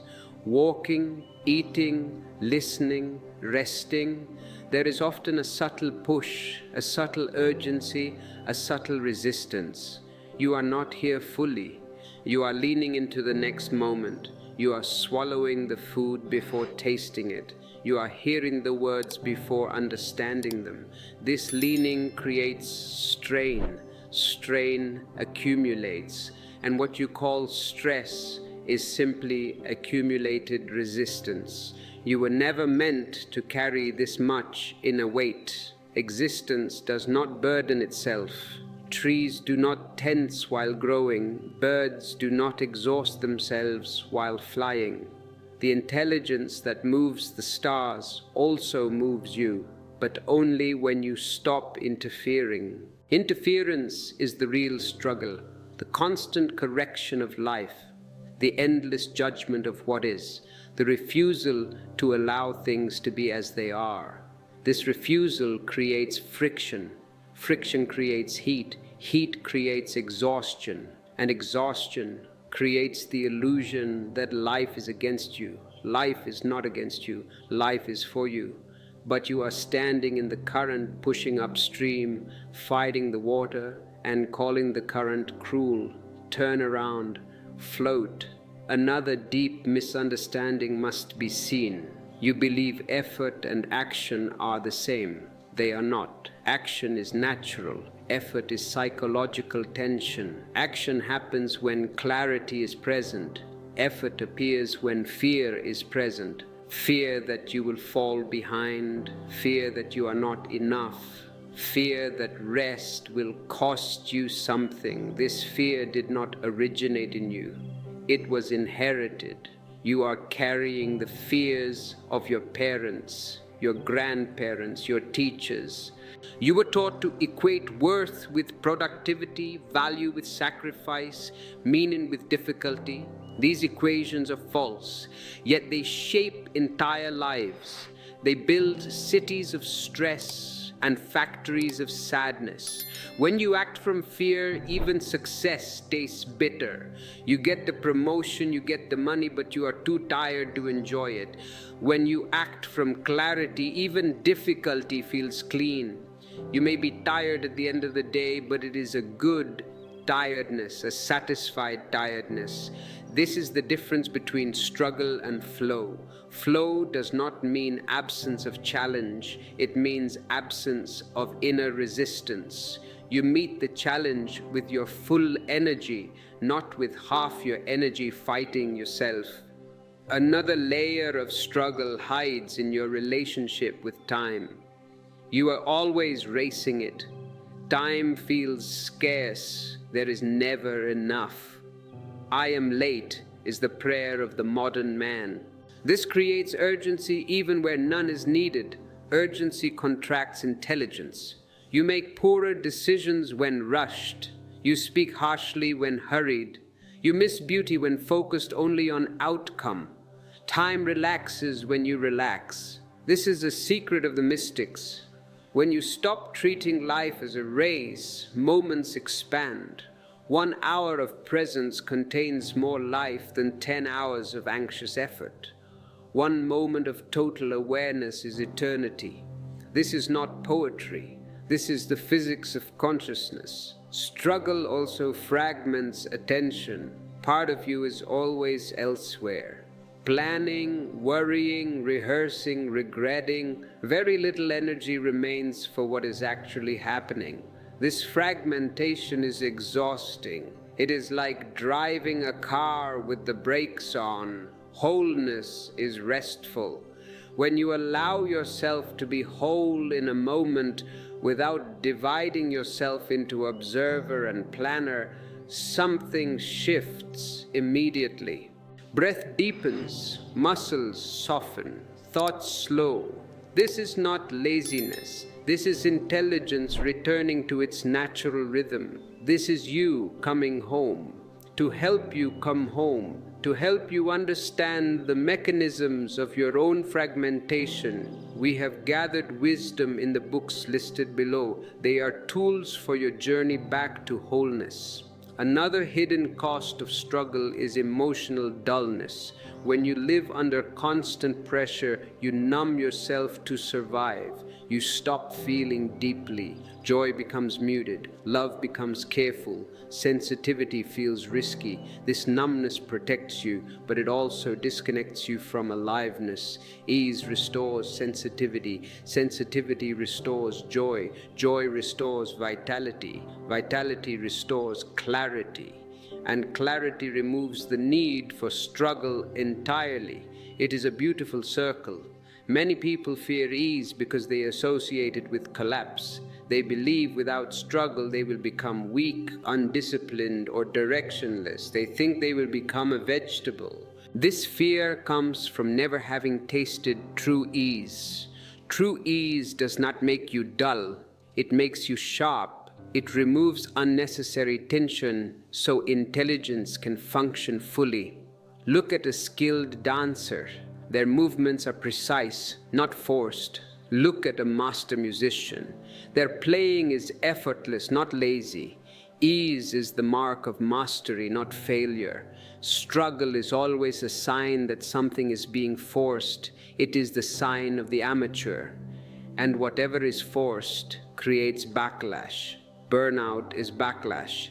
Depression is backlash. Meaninglessness is backlash. Life pushes back when you push it. Another important point must be understood. Much of your struggle is not with life, but with yourself. You argue internally, you criticize constantly, you measure every step. You have an internal dictator who is never satisfied.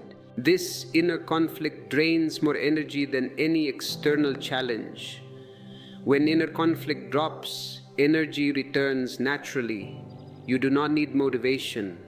Motivation is for people who don't want to do something. You need alignment. Alignment means your actions are not fighting your being. It means your head, your heart, and your hands are all going in the same direction. Another subtle struggle hides in the need to prove. Prove that you are worthy. Prove that you are strong. Prove that you are successful. Proving is endless because it is rooted in insecurity. A man who knows he is rich does not go around showing his wallet to everyone. Only the one who fears poverty does that. Freedom comes when there is nothing to prove. Nothing needs to be proven to existence.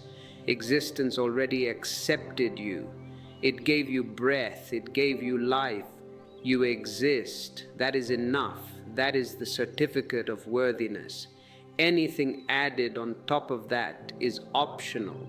Struggle also teaches you to distrust rest. Rest feels dangerous because it brings you face to face with yourself. In rest, distractions fade. Old emotions surface. The things you have been running from catch up to you. Silence appears. This can feel uncomfortable, but discomfort is not danger. It is adjustment. It is the healing crisis. Rest is not the opposite of action. Rest is what allows action to be intelligent. Without rest, action becomes compulsive. Compulsion is not strength. It is fear wearing the mask of discipline. If you are tired of compulsion, if you are tired of the mask, show your appreciation for this truth with a super thanks. It is a way to say, I am ready to rest in my own worth. Another deep misunderstanding is the belief that struggle gives life meaning.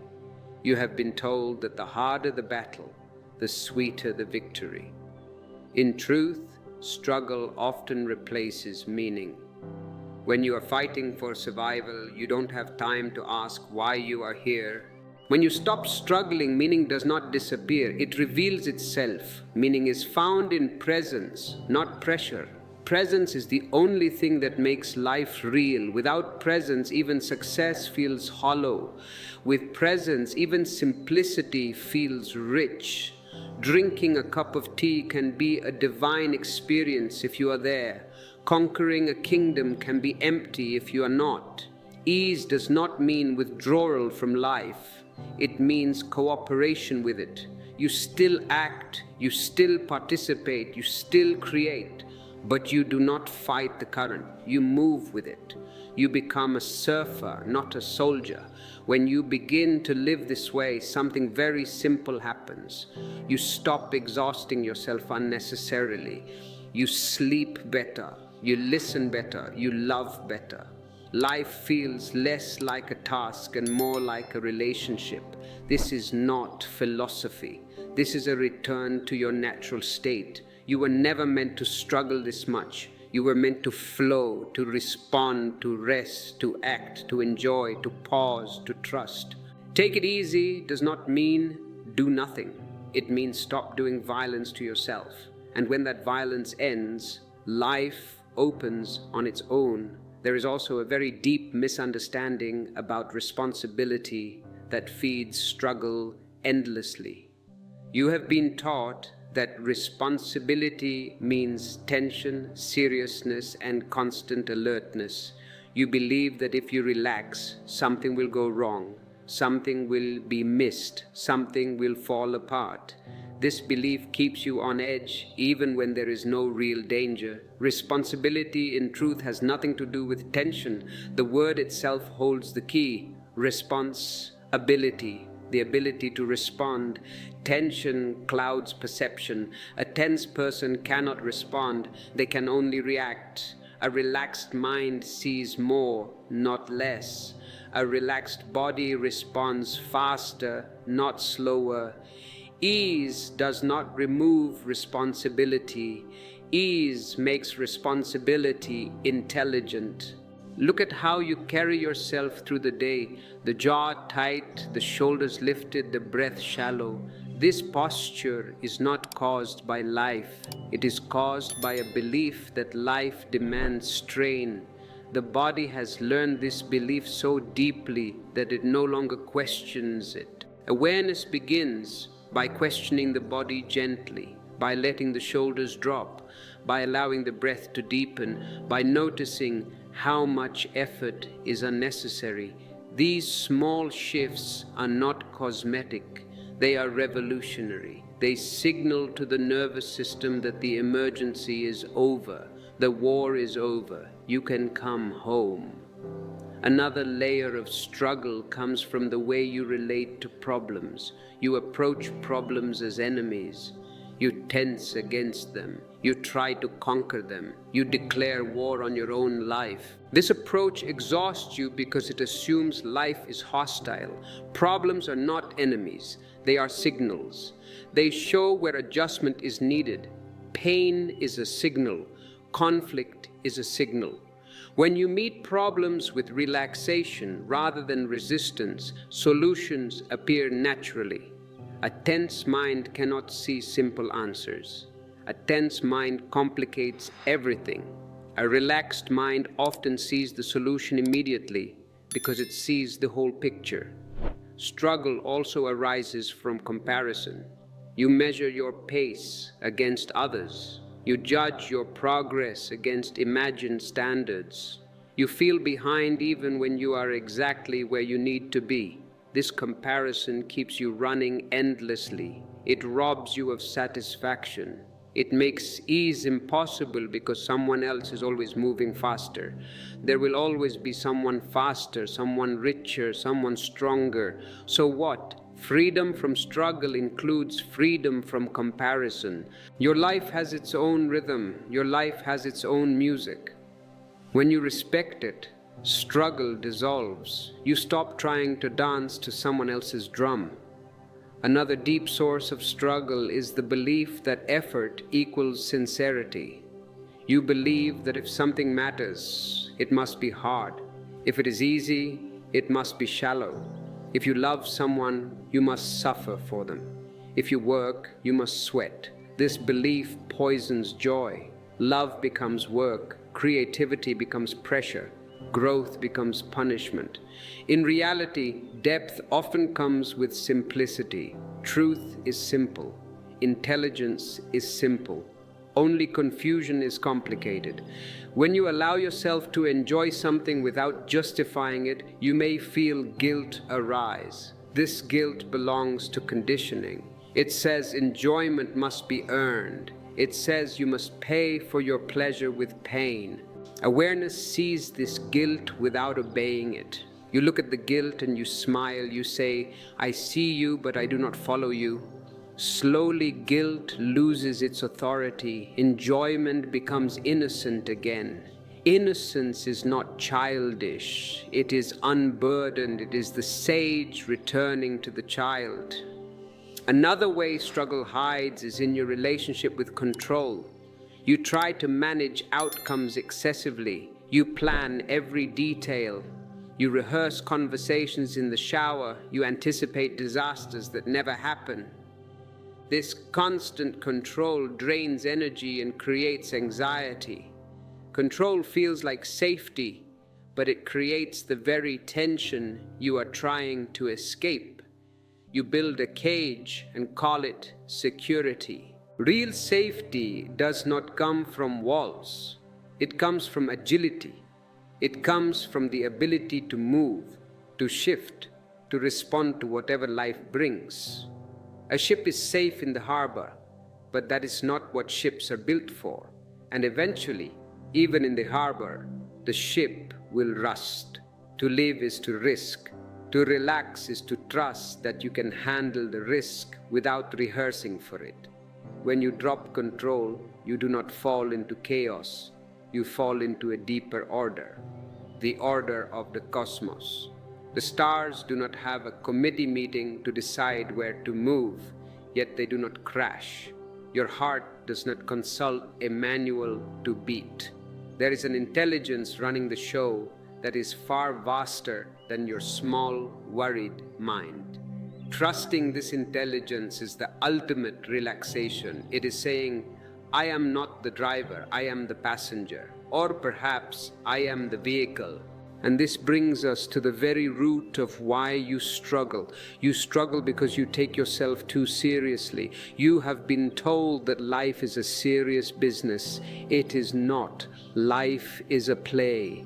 The Hindus call it Leela, divine play. Watch a child playing on the beach. He builds a castle with total absorption. He is serious in his play, but he is not serious in his spirit. If the wave comes and destroys the castle, he laughs. He does not go to therapy. He does not get depressed. He laughs and he builds another one. You have forgotten how to play. You build your sand castles, your career, your image, your reputation, and you stand guard with a spear, terrified of the waves. You have become heavy. Struggle is the weight of your own seriousness. Lightness is the cure. When you can laugh at your own need for approval, you're free. When you can laugh at your own compulsion to be nice, the compulsion loses its grip. Laughter is a great cleanser. It shocks the system out of its rigid patterns.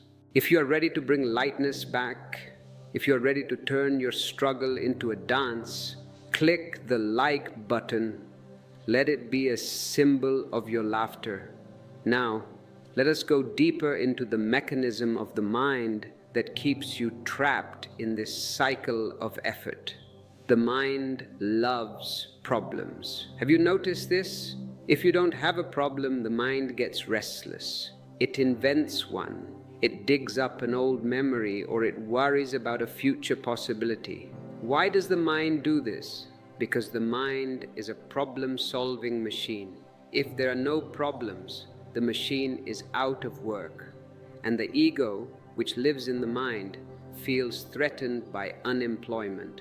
So you create struggle to keep the ego alive. You create the problem of not being good enough so you can struggle to become better. You create the problem of being too selfish so you can struggle to be nicer. The struggle gives you a sense of self. I am the one who is trying. I am the one who is working on myself. This is the great trap of self-improvement. It often becomes just another form of self-torture. You are not a project to be improved. You are a mystery to be lived. When you see this, you stop working on yourself and you start watching yourself. This is the shift from effort to awareness. This is the shift from the doer to the witness. The witness is the part of you that sees the struggle but does not participate in it. It sees the tension in the jaw, but it does not judge it. It sees the fear arising, but it does not identify with it. It says, fear is passing through. It does not say, I am afraid. This distinction is crucial. The moment you say, I am afraid, you have identified. You have become the fear. Then you have to fight it. The moment you say, I see fear, you are separate. You are the watcher on the hill, and fear is just the traffic in the valley. The watcher does not need to fight the traffic. The watcher is already free. This witnessing is the key to dropping the mask of niceness without effort. You don't have to try to stop being nice. That would be just another struggle. I must try hard to be authentic. No, that is the same trap in a different disguise. You simply watch the niceness. You watch the impulse to smile when you are not happy. You catch yourself in the act. You see the mechanics. He looked at me. I felt a pang of fear, and immediately my lips curved into a smile. You see it happening like a slow-motion movie. In that seeing, the pattern breaks. Awareness is like fire. It burns up the false. You don't have to push the false away. You just have to bring the light of awareness close to it, and it dissolves like a shadow. And what remains when the shadow dissolves? Aloneness. This word scares many people. Aloneness. You think it means loneliness. It does not. Loneliness is a beggar. Loneliness says, I miss the other. I am incomplete without the other. Aloneness is a king. Aloneness says, I am complete. I am whole. When you stop being nice, which is really just begging for love, you enter into your aloneness. You realize you don't need the constant validation of others to breathe. You don't need their applause to feel worthy. You are rooted in your own being. This aloneness is the prerequisite for love. Only a person who is happy alone can be happy together. Otherwise, you are just using the other person to fill your hole. You are using them as a distraction from your own emptiness. And that is what your niceness has been, a strategy to avoid facing yourself. When you can sit in your room doing nothing, seeking nothing, proving nothing, and feel a quiet joy bubbling up, that is freedom. That is the end of the struggle. But the mind will say, but what about the future? If I don't struggle, how will I secure my future? This is the tomorrow trap. You sacrifice today for tomorrow, but tomorrow never comes. It is always today. You live your whole life preparing to live. You work hard now so you can relax later. You are nice now so you can be loved later. But life is not in the preparation. Life is in the living. The trees do not prepare to bloom. They bloom. The river does not prepare to flow. It flows. Only man postpones. And in postponing, he misses the banquet. He eats the menu and thinks he has eaten the food. Drop the future. I do not mean become reckless. I mean stop projecting your anxiety into a time that does not exist. Handle this moment. If this moment requires action, act. If it requires rest, rest. If it requires a no, say no. If it requires a yes, say yes.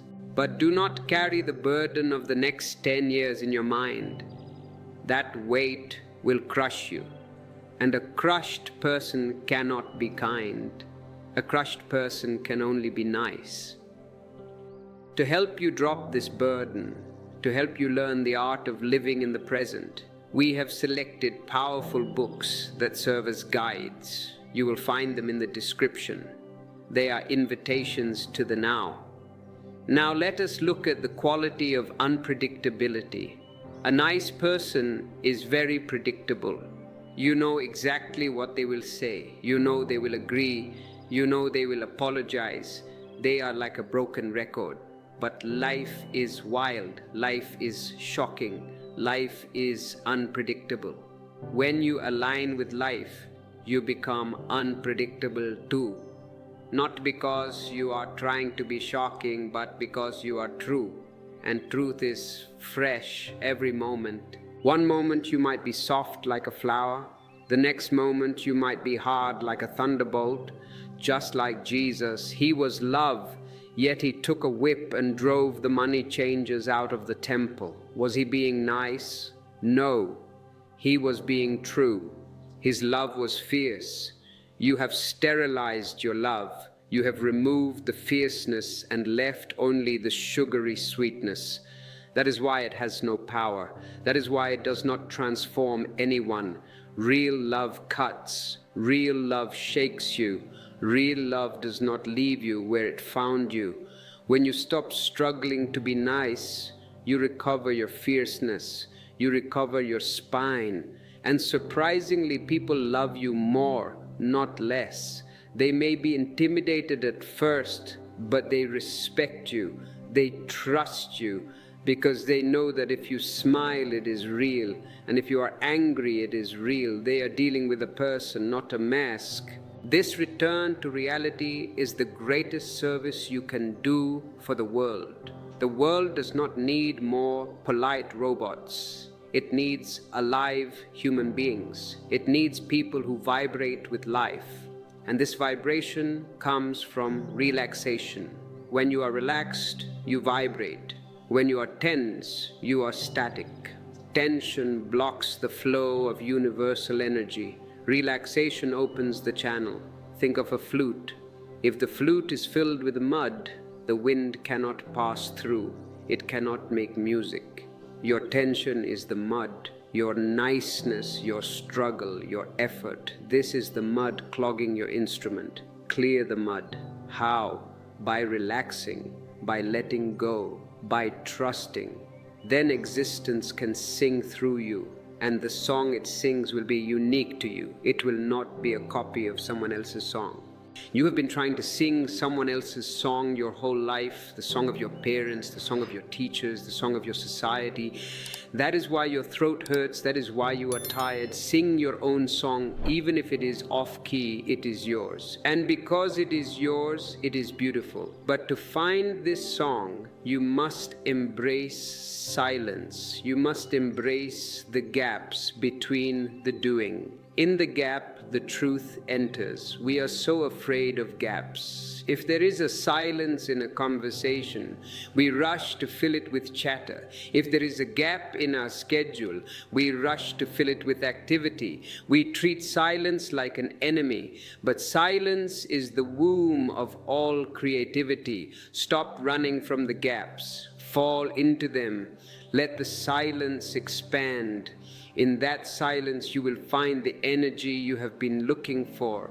You have been looking for energy in vitamins, in coffee, in motivation, in praise. But the source of infinite energy is within you, in the silent center of your cyclone. Accessing this center requires a shift in how you view emptiness. The mind calls it empty. The soul calls it spacious. You need space to live. If your house is cluttered with furniture, you cannot dance. If your mind is cluttered with shoulds and musts, your soul cannot dance. Throw out the furniture, throw out the I should be nice, throw out the I must work hard, throw out the I need to prove myself. Make space, and in that space, the divine guest can enter. If you are ready to make space, if you are willing to declutter your soul, consider supporting this channel with a super thanks.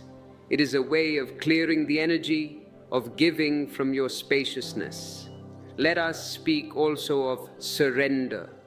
This is another word that the ego hates. To the ego, surrender means defeat. It means you lost the war.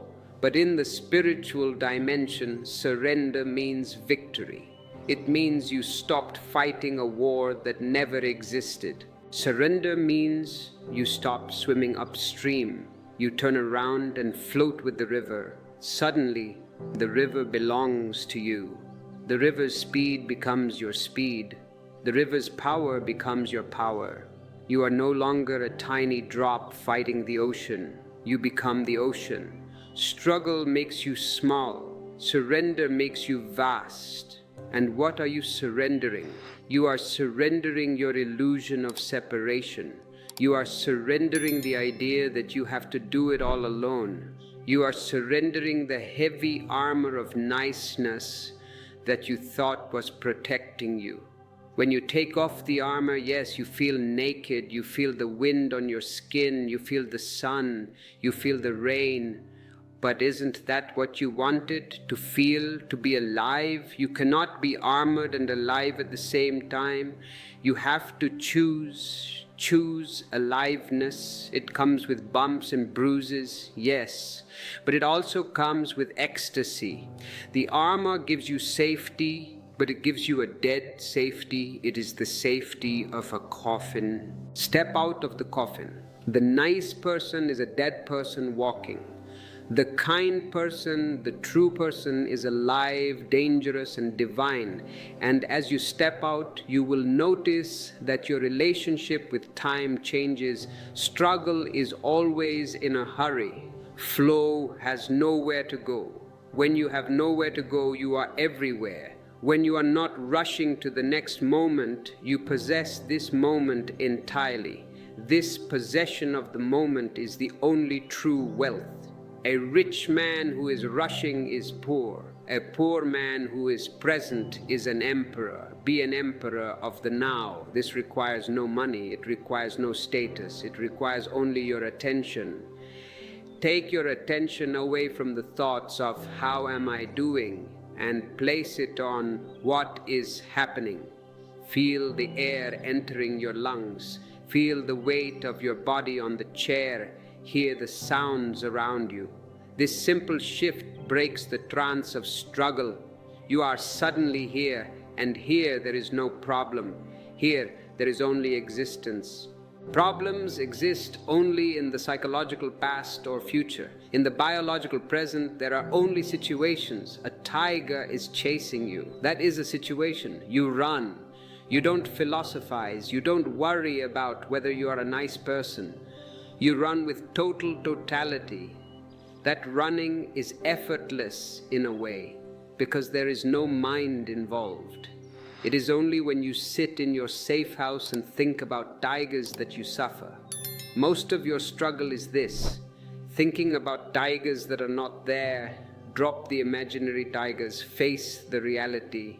Reality is much kinder than your mind, and as you learn to rest in reality, you will see that discipline takes on a new meaning. The old discipline was forced order. It was a military regime imposed on your soul. The new discipline is natural order. It is the discipline of the river staying in its banks, not because it is forced, but because gravity guides it. You follow the gravity of your own heart. That is the new discipline. It looks like freedom to others, but it is actually the highest law, the law of your own nature. And when you follow your nature, you never finish last, because you are not in a line. You are in your own field, dancing your own dance. How can you be last when there is no one ahead of you and no one behind you? You are incomparable. Comparison is the thief of joy, and it is the mother of struggle. You look at someone else and think, I should be like them, and the struggle begins.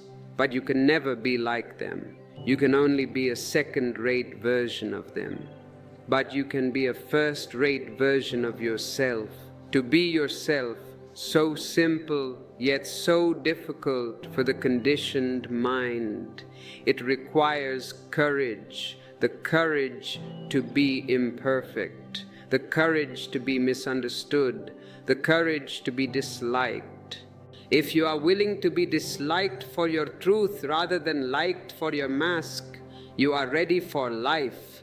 And ironically, the moment you don't care if you are liked, you become lovable, because you become real. We are starving for reality. We are starving for authenticity. Be food for the hungry world by being yourself. And in this being, you will find that the niceness was just a small, cramped room you were living in. Outside, there is a palace, the palace of your true self. Why stay in the room? Why keep polishing the walls of a prison? Open the door. The door is not locked. It never was. It is held shut only by your fear. Push it open. Step through. As we approach the final movements of this discourse, I want to address the concept of energy leaks. Being nice is a massive energy leak. You are constantly monitoring the room, reading faces, adjusting your tone, suppressing your reactions. It is like running a supercomputer just to calculate how to say hello. No wonder you're exhausted. When you stop this monitoring, all that energy returns to you. You feel a sudden surge of power. You can use this power to create, to love, to meditate, to enjoy. Do not waste it on managing other people's emotions. That is not your job. Their emotions are their responsibility. Your truth is your responsibility. Keep your side of the street clean and let them handle theirs. This is not selfishness. This is spiritual hygiene. If you are ready to practice this hygiene, if you are ready to reclaim your energy, signify it by clicking join. Become a member of a community that values truth over politeness.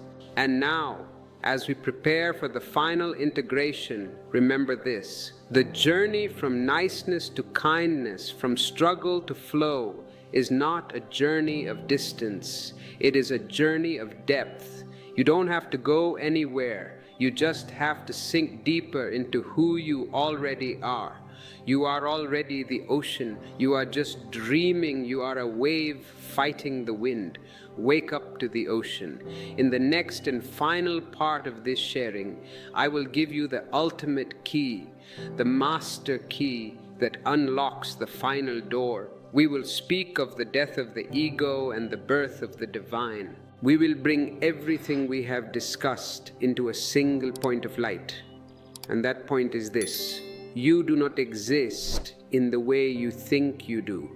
The you that is trying to be nice, the you that is struggling to succeed, the you that is afraid of finishing last, this you is a fiction.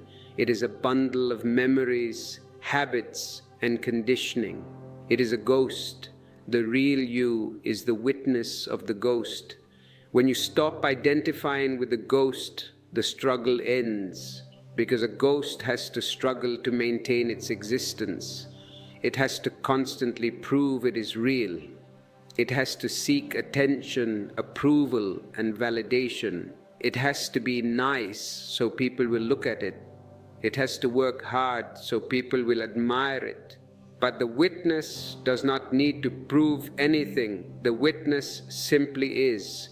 This is the death of the ego, and do not be afraid of this death. It is not the end of life. It is the beginning of life.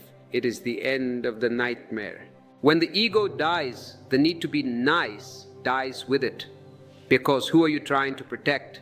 The image? The image is gone. Who are you trying to promote? The persona? The persona is dissolved. In that space, what remains is pure compassion, not niceness. Niceness is a transaction.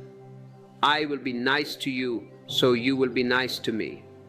Compassion is a radiation.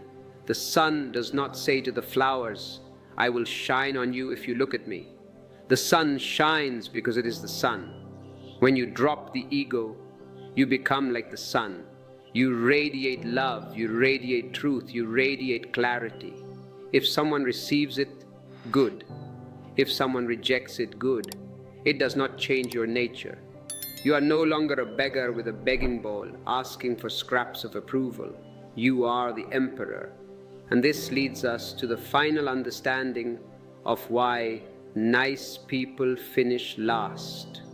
In the world of the ego, in the marketplace of masks, the nice person finishes last because they are selling a cheap product. They are selling a fake. And deep down, everyone knows it is a fake. The world may use it, but it does not value it. But in the world of the spirit, there is no first and no last. There is only the circle. We are all dancing in a circle. Who is first? Who is last? It depends on where you stand. The moment you step out of the linear race, the moment you step out of the competition, you have won. You have won the only game that matters, the game of being yourself. Those who are running the race, pushing, shoving, being nice to get ahead, or being cruel to get ahead, they are all losers because they have lost themselves. They may reach the finish line, they may get the trophy, but they arrive there empty. They arrive there breathless and dead inside. You, my friend, by stepping off the track, by sitting under the tree, by breathing your own breath, you have arrived. You have not finished last. You have finished with the nonsense. You have finished with the illusion. And this finishing is the greatest beginning. Now look at your life. Look at the people around you. They are running. They are tired. They are wearing their masks of niceness like heavy iron chains. Do you feel anger toward them? No. You feel deep compassion. You see their suffering. You see that they are trapped in a prison of their own making. And because you are free, because you have dropped your mask, your very presence becomes a key for them. When they see you, relaxed, authentic, rooted, unafraid to say no, unafraid to say yes, they stop, they pause. Something in them remembers. Wait, they think, is it possible to live like that? Is it possible to be so real? You become a catalyst. You become a danger to their sleep. And that is the greatest kindness you can offer, to shake them, to wake them, to show them that the door is open. But remember, you cannot wake them if you are still sleepwalking yourself.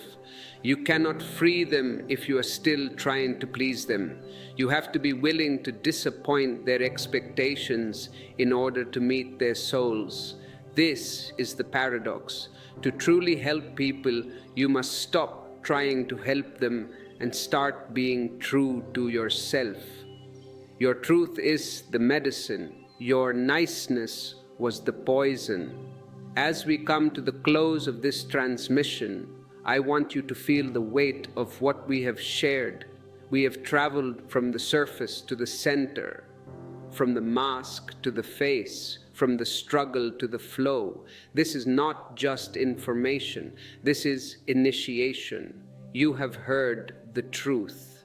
Now, the question is, will you live it? Will you walk out of this virtual room and put the mask back on? It will be tempting. The mask is familiar. It smells like old safety. Or will you dare to walk out with your naked face? The wind will feel cold at first. People will stare. They might say, "You have changed." They might say, "You are not the nice person we knew." Smile at them and say, "No, I am not. I am no longer nice. I am real." And watch what happens. Watch the quality of your life transform. Watch the energy return to your body. Watch the joy return to your heart. Watch the sleep return to your nights. You have been tired for so long. Rest now. Not the rest of sleep, but the rest of truth. Resting in truth is the only rejuvenation. I have given you the maps. I have pointed the finger at the moon. Do not bite my finger. Look at the moon. If you need help keeping your eyes on the moon, if you need reminders on this pathless path, the books in the description are there.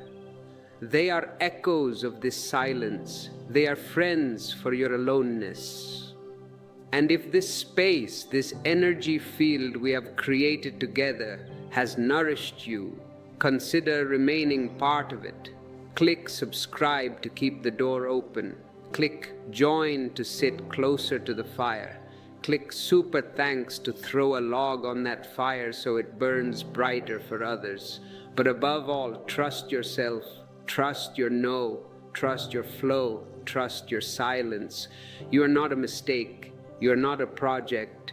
You are a seed of the divine waiting to burst. The shell of niceness is too small for you now.